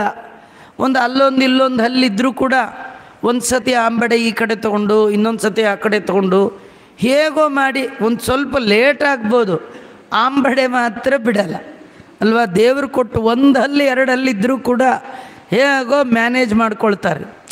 ಈ ಮಕ್ಕಳೇ ಫಾರಿನಿಂದ ಬಂದು ಅಮ್ಮನ ನೋಡಿ, ಏನಮ್ಮ ಯಾಕಿಷ್ಟು ಒದ್ದಾಡ್ತೀಯ ಅಂಥೇಳಿ ಕರ್ಕೊಂಡು ಹೋಗಿ ಇರೋ 2 ಹಲ್ಲನ್ನು ಕಿತ್ತಾಕ್ಸಿ ಒಳ್ಳೆ ಸೆಟ್ ಕೊಡಿಸ್ತೀನಿ ಅಂತ ಕೊಡಿಸ್ಬಿಟ್ಟಿರ್ತಾರೆ. ಅದು ಭಾರಿ ಪ್ರಾಬ್ಲಮ್ ರೀ. ದೇವ್ರು ಕೊಟ್ಟು 2 ಹಲ್ಲೇ ಎಷ್ಟೋ ಚೆನ್ನಾಗಿರುತ್ತೆ ರೀ. ಕಾಸ್ಟ್ಲಿ ಹಲ್ ಸೆಟ್ ಹಾಕ್ಕೊಂಡ್ರೆ ಅಂಬಡೆ ತಿನ್ನೋ ಪ್ರಸಂಗ ಬಂದರೆ ಅಂಬಡೆ ಒಳಗೆ ಹೋದರೆ ಹಲ್ಲು ಈಚೆಗೆ ಬರುತ್ತೆ, ಹಲ್ಲು ಒಳಗೆ ಹೋದರೆ ಅಂಬಡೆ ಈಚೆಗೆ ಬರುತ್ತೆ. ಆಗ ದೇವರ ನೆನಪು ಇಷ್ಟ ಆಗತ್ತೆ, 2 ಹಲ್ಲೇ ಚೆನ್ನಾಗಿತ್ತು ಅನ್ಸತ್ತೆ. ಈ ಮುದುಕಿಗೆ 2 ಹಲ್ಲಲ್ಲ, ಟಾರ್ಚ್ ಹಾಕಿ ನೋಡಿದ್ರು ಬಾಯಿಯೊಳಗೆ ಹುಡುಕು ನೋಡಿದ್ರು ಏನಿಲ್ಲ, ಹಲ್ಲಿಲ್ಲ. ಶುಷ್ಕವದನ. ಹೆಸರೇನು? ಧರ್ಮದೇವತಾ.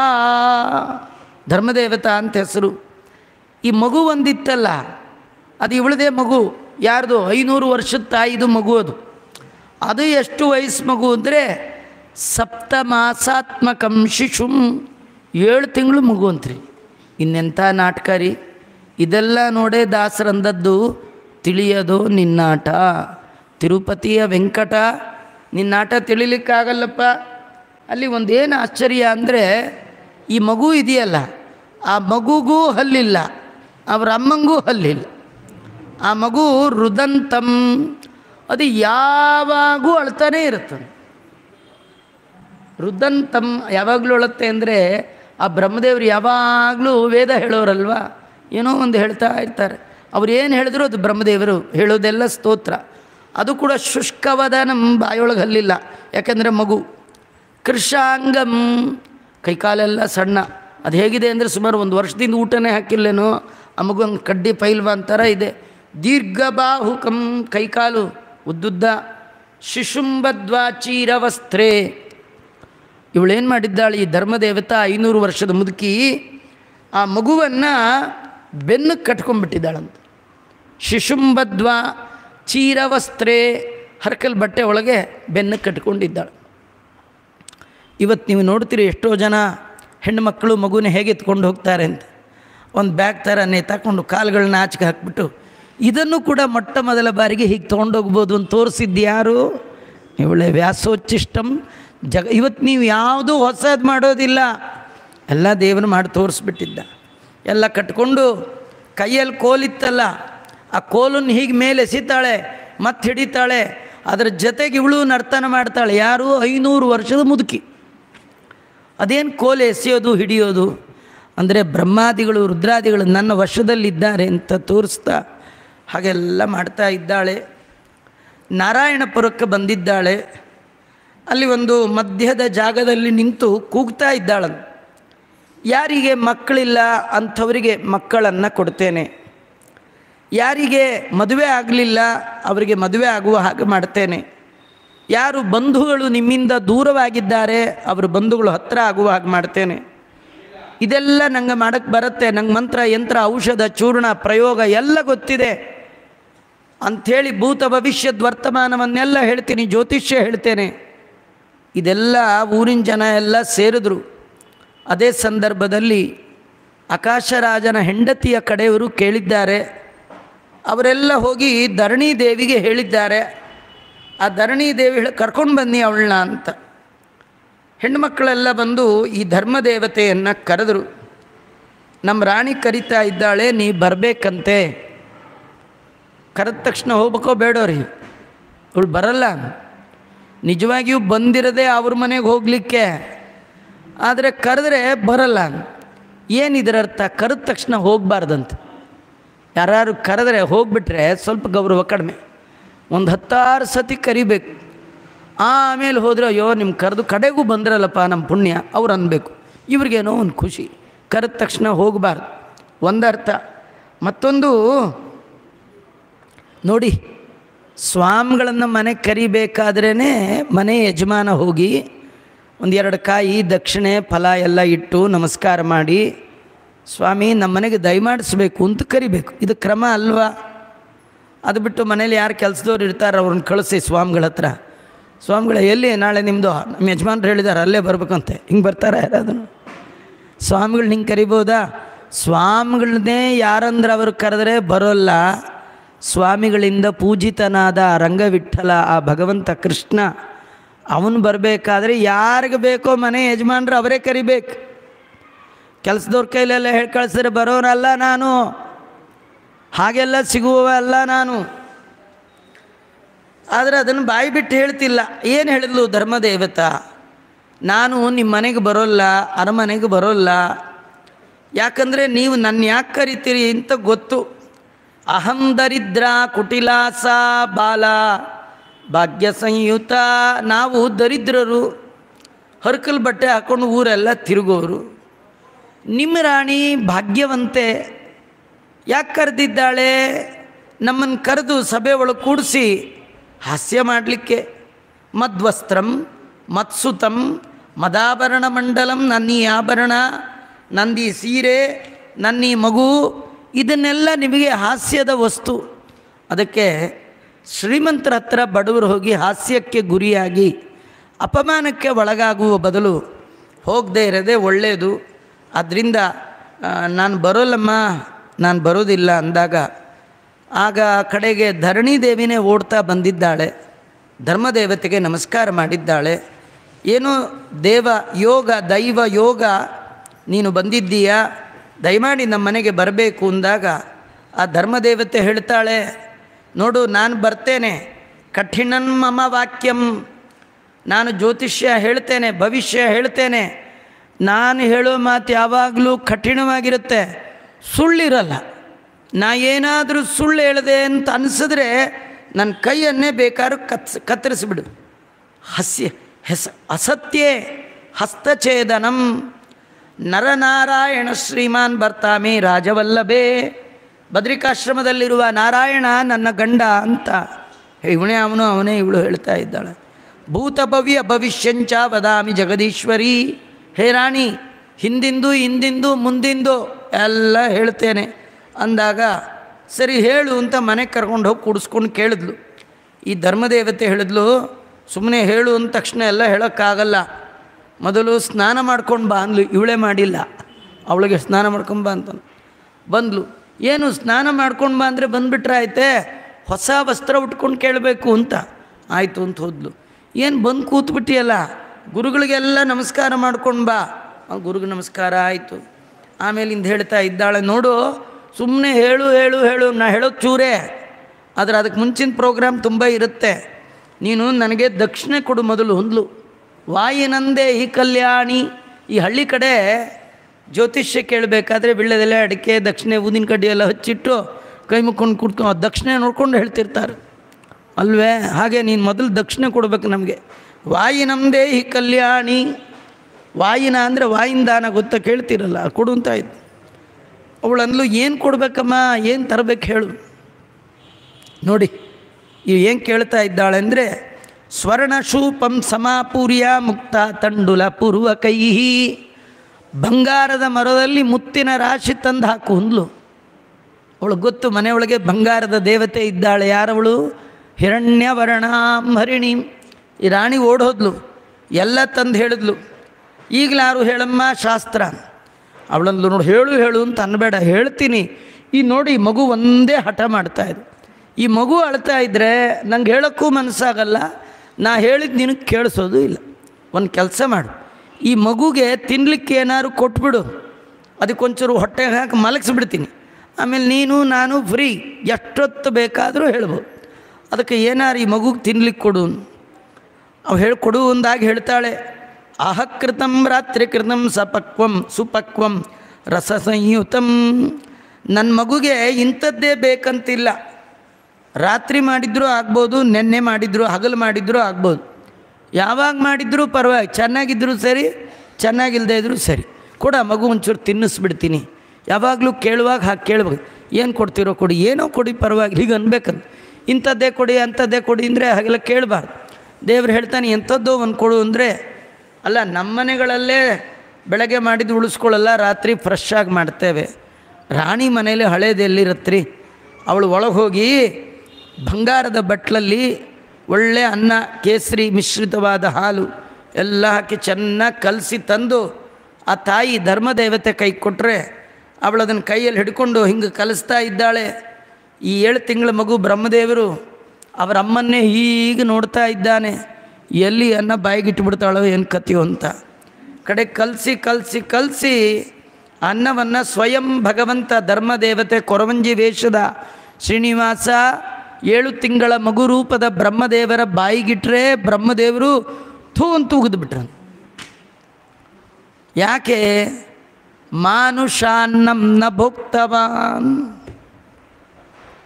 ಅವು ಬ್ರಹ್ಮದೇವ್ರದ್ದು ಮಡಿ ಎಂಥದ್ದು ಅಂದರೆ, ಈ ಮಾಡಿದ್ದು ಅಡುಗೆಯವರು ಊಟ ಮಾಡಲ್ಲ, ಅಲ್ಲ, ಅವರು ಮನುಷ್ಯರು ಮಾಡಿದ ಅಡುಗೆಯನ್ನು ಊಟವೇ ಮಾಡಲ್ಲ. ಯಾಕಂದರೆ ಯಾರು ಯಾರ ಮನೆ ಅನ್ನ ತಿಂತಾರೆ ಅವ್ರ ಗುಣ ಬರುತ್ತಂತ. ಯಾರು ಯಾರ ಮನೆ ಅನ್ನ ತಿಂತಾರೆ ಅವ್ರ ಗುಣ ಬರುತ್ತೆ. ನಮಗೆ ನೋಡಿ ವಿಚಿತ್ರ ಗುಣಗಳು. ಯಾಕಂದರೆ ಒಂದು ಮನೆ ಅನ್ನ ತಿನ್ನಲ್ಲ, ಮನೆ ಅನ್ನವೇ ತಿನ್ನಲ್ಲ ಎಷ್ಟೋ ಜನ. ಇನ್ನು ಕೆಲವರು ಎಲ್ಲಿಯೂ ಹೋಗಿ ತಿನ್ನಲ್ಲ, ಆನ್ಲೈನಲ್ಲಿ ಬುಕ್ ಮಾಡ್ಕೊಂಡು ತಿಂತಾರೆ. ನಿಮಗೆಲ್ಲ ಹೇಳಿದ್ದೀನಿ, ತಿಳ್ಕೊಂಡ್ರಿ. ನಿಮ್ಮ ಮೊಮ್ಮಕ್ಕಳ ಕಾಲಕ್ಕೆ, ಮರಿ ಮೊಮ್ಮಕ್ಕಳ ಕಾಲಕ್ಕೆ ಅಡುಗೆ ಮನೆಯೇ ಇರಲ್ಲ ಯಾರ ಮನೇಲೂ. ಈಗ ತುಂಬ ಅಪಾರ್ಟ್ಮೆಂಟ್ಗಳಲ್ಲಿ ದೇವ್ರ ಮನೆ ಇಲ್ಲ ಅಲ್ವಾ? ಯಾಕಂದರೆ ಎಲ್ಲಿ ಪೂಜೆ, ಯಾರಿದ್ದಾರೆ ಪೂಜೆ ಮಾಡಿ? ದೇವ್ರ ಮನೆ ಹೋಯ್ತು. ಹಿಂದೆ ನಮ್ಮ ತಾತ ನಿಮ್ಮ ತಾತನಿಗೆ ಅದೇ ಕೆಲಸ, ಬೇರೆ ಕೆಲಸ ಇರಲಿಲ್ಲ. ಅದಕ್ಕೆ ದೇವ್ರದೇ ಒಂದು ದೊಡ್ಡ ಮನೆ ಕಟ್ಟಿ ಪೂಜೆ. ಇವಾಗೆಲ್ಲ ಇಲ್ಲ, ದೇವ್ರ ಮನೆ ಇಲ್ಲ. ಹಾಗೆ ಇನ್ನು ಮುಂದೆ ಬರ್ತಾ ಅಡುಗೆ ಮನೆ ಕ್ಯಾನ್ಸಲ್. ನೀವೇನಿಲ್ಲ ಕೂತ್ ಕಡೆನೇ ಅರ್ಧ ಲೀಟ್ರ್ ಸಾರು, 3/4 ಲೀಟ್ರ್ ಹುಳಿ, ಒಂದು 1/4 kg ಅನ್ನ, ಒಂದು 100 ಗ್ರಾಮ್ ಚಟ್ನಿ, 20 ಗ್ರಾಮ್ ಪಲ್ಯ, ಅಷ್ಟೇ ಬಂದುಬಿಡುತ್ತೆ ರೀ. ಏನು ತೊಳೆಯೋ ಹಾಗಿಲ್ಲ, ಬಳಿಯೋ ಹಾಗಿಲ್ಲ, ಬಳದು ಬಾಯಿಗೆ ಹಾಕ್ಕೊಂಬಿಟ್ರೆ ಸಾಕು. ಇಂಥ ಅನ್ನ ತಿಂದರೆ ಎಂಥ ಗುಣ ಬರಬೇಕ್ರಿ. ಹಿಂದಿನ ಕಾಲದಲ್ಲಿ ಈ ಮಡಿ ಅಂತ ಯಾಕೆ ಮಾಡಿದ್ರು ಅಂದರೆ, ನಿಮ್ಮದು ಸತ್ವಗುಣ ಡೆವಲಪ್ ಆಗಬೇಕು ದೇಹದ ಒಳಗೆ. ಅದಕ್ಕೆ ಆಹಾರ ಶುದ್ಧವಾಗಿರಬೇಕು. ಒಳ್ಳೆ ಗೊಬ್ಬರ ಹಾಕಿದ್ರಲ್ವ ಒಳ್ಳೆ ಫಸಲು ಬರುತ್ತೆ. ಎಂಥದ್ದು ಕೆಟ್ಟದ್ದು ಹಾಕಿದ್ರೆ ಏನು ಪ್ರಯೋಜನ? ಬೀಜ ಕೊಳ್ತೋಗುತ್ತೆ, ಹಾಳಾಗೋಗುತ್ತೆ. ಜೀವನದಲ್ಲಿ ನಮ್ಮ ಹಿರಿಯರು ಮಡಿ ಅಂತ ಯಾಕೆ ಒದ್ದಾಡ್ತಿದ್ರು ಅಂದರೆ ಅದಕ್ಕಾಗಿ. ಯಾರ್ಯಾರ್ದೋ ಮನೆ ಅನ್ನ ತಿನ್ನಬಾರ್ದು. ಸಿಕ್ಕಿ ಕಂಡಲ್ಲಿ ದಾಸರು ಹೇಳ್ತಾರೆ, ದೇವ್ರ ದಯ ಆಗ್ಬೇಕಾದ್ರೆ ಎರಡೇ. ಒಂದು, ಹಾಳು ಹರಟೆಗೆ ಹೋಗಬೇಡ. ಇನ್ನೊಂದು, ಕಂಡ ಕೂಳುಗಳ ತಿಂದು ಒಡಲು ಹೊರೆಯ ಬ್ಯಾಡ. ಭಗವಂತ ಅನುಗ್ರಹ ಆಗಬೇಕಂದ್ರೆ ಈ ಎರಡು ಮಾಡಬಾರ್ದು. ಒಂದು, ಸುಮ್ಮನೆ ಲೂಸ್ ಟಾಕ್ಸ್ ಮಾತಾಡಬಾರ್ದು. ಇನ್ನೊಂದು, ಸಿಕ್ಕದಲ್ಲಿ ತಿನ್ನಬಾರ್ದು. ಕೆಲವರು ವೀಕೆಂಡ್ ಬಂದರೆ ಸಾಕು, ಇವತ್ತೆಲ್ಲಿ ಹೋಗೋಣ, ನಾಳೆ ಎಲ್ಲಿ ಹೋಗೋಣ, ಎಂಡಲ್ಲಿ ಹೋಗಿ ವೀಕಾಗಿ ಕಡೆಗೆ ಎಂಡ್ ಆಗಿಬಿಡ್ತಾರೆ.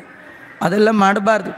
ಅದರಿಂದ ಈ ಬ್ರಹ್ಮದೇವರು ಏನಂದರೆ, ಮನುಷ್ಯರು ಮಾಡಿದ ಅನ್ನವನ್ನೇ ತಿನ್ನಲ್ಲ. ಯಾಕಂದರೆ ಆ ಅನ್ನ ತಿಂದರೆ ಮನುಷ್ಯರ ಗುಣ ಬರುತ್ತೆ.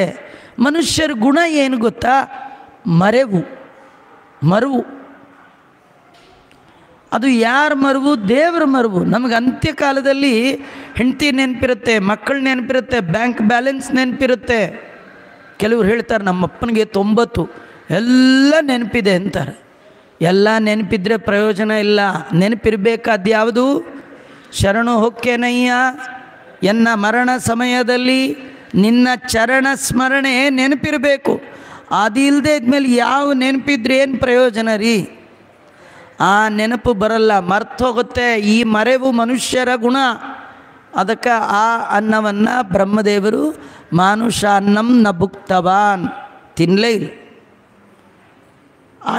ನನಗೆ ಈ ಅನ್ನ ಇಡ್ತೀಯಲ್ಲ ಅಂತ ಅಳ್ಳಿಕ್ಕೆ ಶುರು ಮಾಡಿದ್ರು ಬ್ರಹ್ಮದೇವರು. ಈ ಮಡಿಲ್ ಕೂತವ್ರಿಗೆ ಯಾರು ಮೈಲಿಗೆಲ್ಲಿರೋರು ಬಂದು ನೀರು ಹಾಕ್ಬಿಡ್ರು, ಅಯ್ಯೋ ನಂಗೆ ಹಾಕದಿಯಲ್ಲಪ್ಪ ಇದು ಹೋ ಅಂತಾರಲ್ಲ. ಹಾಗೆ ಬ್ರಹ್ಮದೇವರು, ಸ್ವಾಮಿ ನಿಂಗೆ ಗೊತ್ತಿದ್ದು ಈ ಅನ್ನ ನನ್ನ ಬಾಯಿಗೆ ಇಡ್ತೀಯಲ್ಲ ಅಂಥೇಳಿ ರುರೋದ ಬ್ರಹ್ಮದೇವರು ಜೋರಾಗಳಕ್ಕೆ ಶುರು ಮಾಡಿದ್ರು.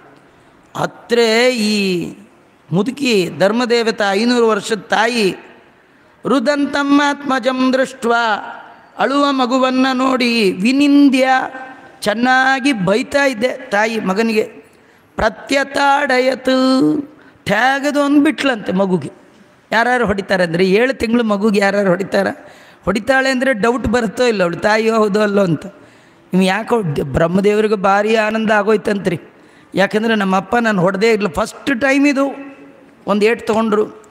ಬೈತಾ ಇದ್ದ ಅಜ್ಜಿ, ದರಿದ್ರೋಸಿ ದುರಾಚಾರ ಕಂದಮೂಲ ಫಲಾಶನ, ಗೆಡ್ಡೆ ಗೆಣಸು ತಿನ್ನಲಿಕ್ಕೆ ಲಾಯಕ್ಕಾದವನು ನೀನು, ರಾಜನ ಮನೆಯಲ್ಲಿ ನಿರ್ಮಿತವಾದ ಬಂಗಾರದ ಬಟ್ಲಲ್ಲಿರುವ ಮೊಸರನ್ನು ತಿನ್ನೋ ಯೋಗ್ಯತೆ ನಿನಗೆಲ್ಲಿದೆ ಅಂಥೇಳಿ ಮಗನ ಬೈತಾ ಇದ್ದಾಳೆ, ಹೊಡಿತಾ ಇದ್ದಾಳೆ.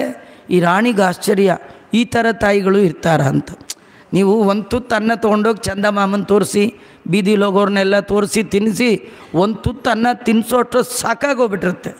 ನಿಜ ನೋಡಿದ್ರೆ 2 ನಿಮಿಷ ತಿಂತೀಯೋ ನಾನೇ ತಿನ್ಬಿಡ್ಲು. ಯಾರು ತಿಂತಾರ ತಾಯಿ? ಇವಳು ಹಾಗೆ ಮಾಡಿಬಿಟ್ಲು. ತಿಂತೀಯೋ ಇಲ್ವೋ ಅಂದದ್ದೇ ಬರಬರ ಕಲಿಸಿ ಎಲ್ಲ ತಿಂದಾಕ್ಬಿಟ್ಲು. ಸ್ವಯಂ 500 ವರ್ಷದ ತಾಯಿ ಮುದುಕಿನೇ ತಿಂದು ಕೂತ್ಬಿಡ್ತು.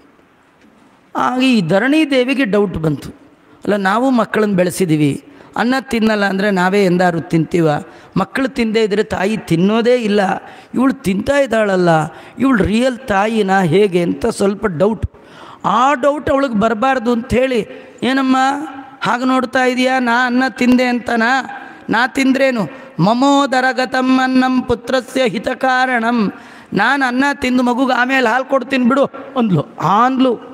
500 ವರ್ಷದ ಮುದುಕಿ ಹಾಲು ಬೇರೆ ಕೊಡ್ತೀಯ ಅಂತ. ಮಗು 7 ತಿಂಗಳದು ಕೊಡದೆ ಏನು ಮಾಡ್ತಾಳ್ರಿ? ಏನು ಬೇಕಾದ್ರೂ ಮಾಡ್ತಾಳೆ. ಅದನ್ನೇ ದಾಸರಂದದ್ದು, ತಿಳಿಯದೋ ನಿನ್ನಾಟ ತಿರುಪತಿಯ ವೆಂಕಟ. ಭಗವಂತ ಹೀಗೆಲ್ಲ ಮಾಡ್ತಾ ಇದ್ದಾನೆ. ಆಮೇಲೆ ಆ ಮೊಸರನ್ನು ತಿಂದಾಯಿತು. ಸರಿ, ಮತ್ತು ಈಗಲಾರು ಜ್ಯೋತಿಷ್ಯ ಹೇಳು. ಏನು ಹೇಳು ಅಂತೀಯಲ್ಲ ನೀನು? ಆ ಹಾಲು ಅನ್ನಕ್ಕೆ ಯಾಲಕ್ಕಿ ಅದೆಲ್ಲ ಅಲ್ಲ ಬರ್ತಾ ಇದೆ. ಒಂದಷ್ಟು ತಾಂಬೂಲ ತೊಗೊಂಬಂದ್ಬಿಡು, ಚೆನ್ನಾಗಿ ತಾಂಬೂಲ ತಿಂದುಬಿಡ್ತೀನಿ, ಆಮೇಲೆ ಹೇಳ್ತೀನಿ ಇಂದಾಗ ಏಲ ಲವಂಗ ಕರ್ಪೂರ ನಾಗವಲ್ಲಿದಲೇರ್ಯುತಂ. ಲವಂಗ ಕರ್ಪೂರದಿಂದ ಯುಶ್ರಿತವಾದಂಥ ತಾಂಬೂಲವನ್ನು ಭಗವಂತನಿಗೆ ಅರ್ಪಣೆ ಮಾಡಿದ್ದಾಳೆ. ಎಲ್ಲ ಆದಮೇಲೆ ಈಗ ಹೇಳ್ತೀನಿ ಅಂತ ಹೇಳಿ ಆ ಭಗವಂತ ಅವಳಿಗೆ ಶಾಸ್ತ್ರವನ್ನು ಭವಿಷ್ಯವನ್ನು ಹೇಳಲಿಕ್ಕೆ ಶುರು ಮಾಡ್ದ. ಏನು ಹೇಳ್ದ ನಾಳೆ ಸೇರಿದಾಗ ನೋಡೋಣ ಅಂತ ಹೇಳ್ತಾ ಶ್ರೀಕೃಷ್ಣ ಅರ್ಪಣಮಸ್ತು.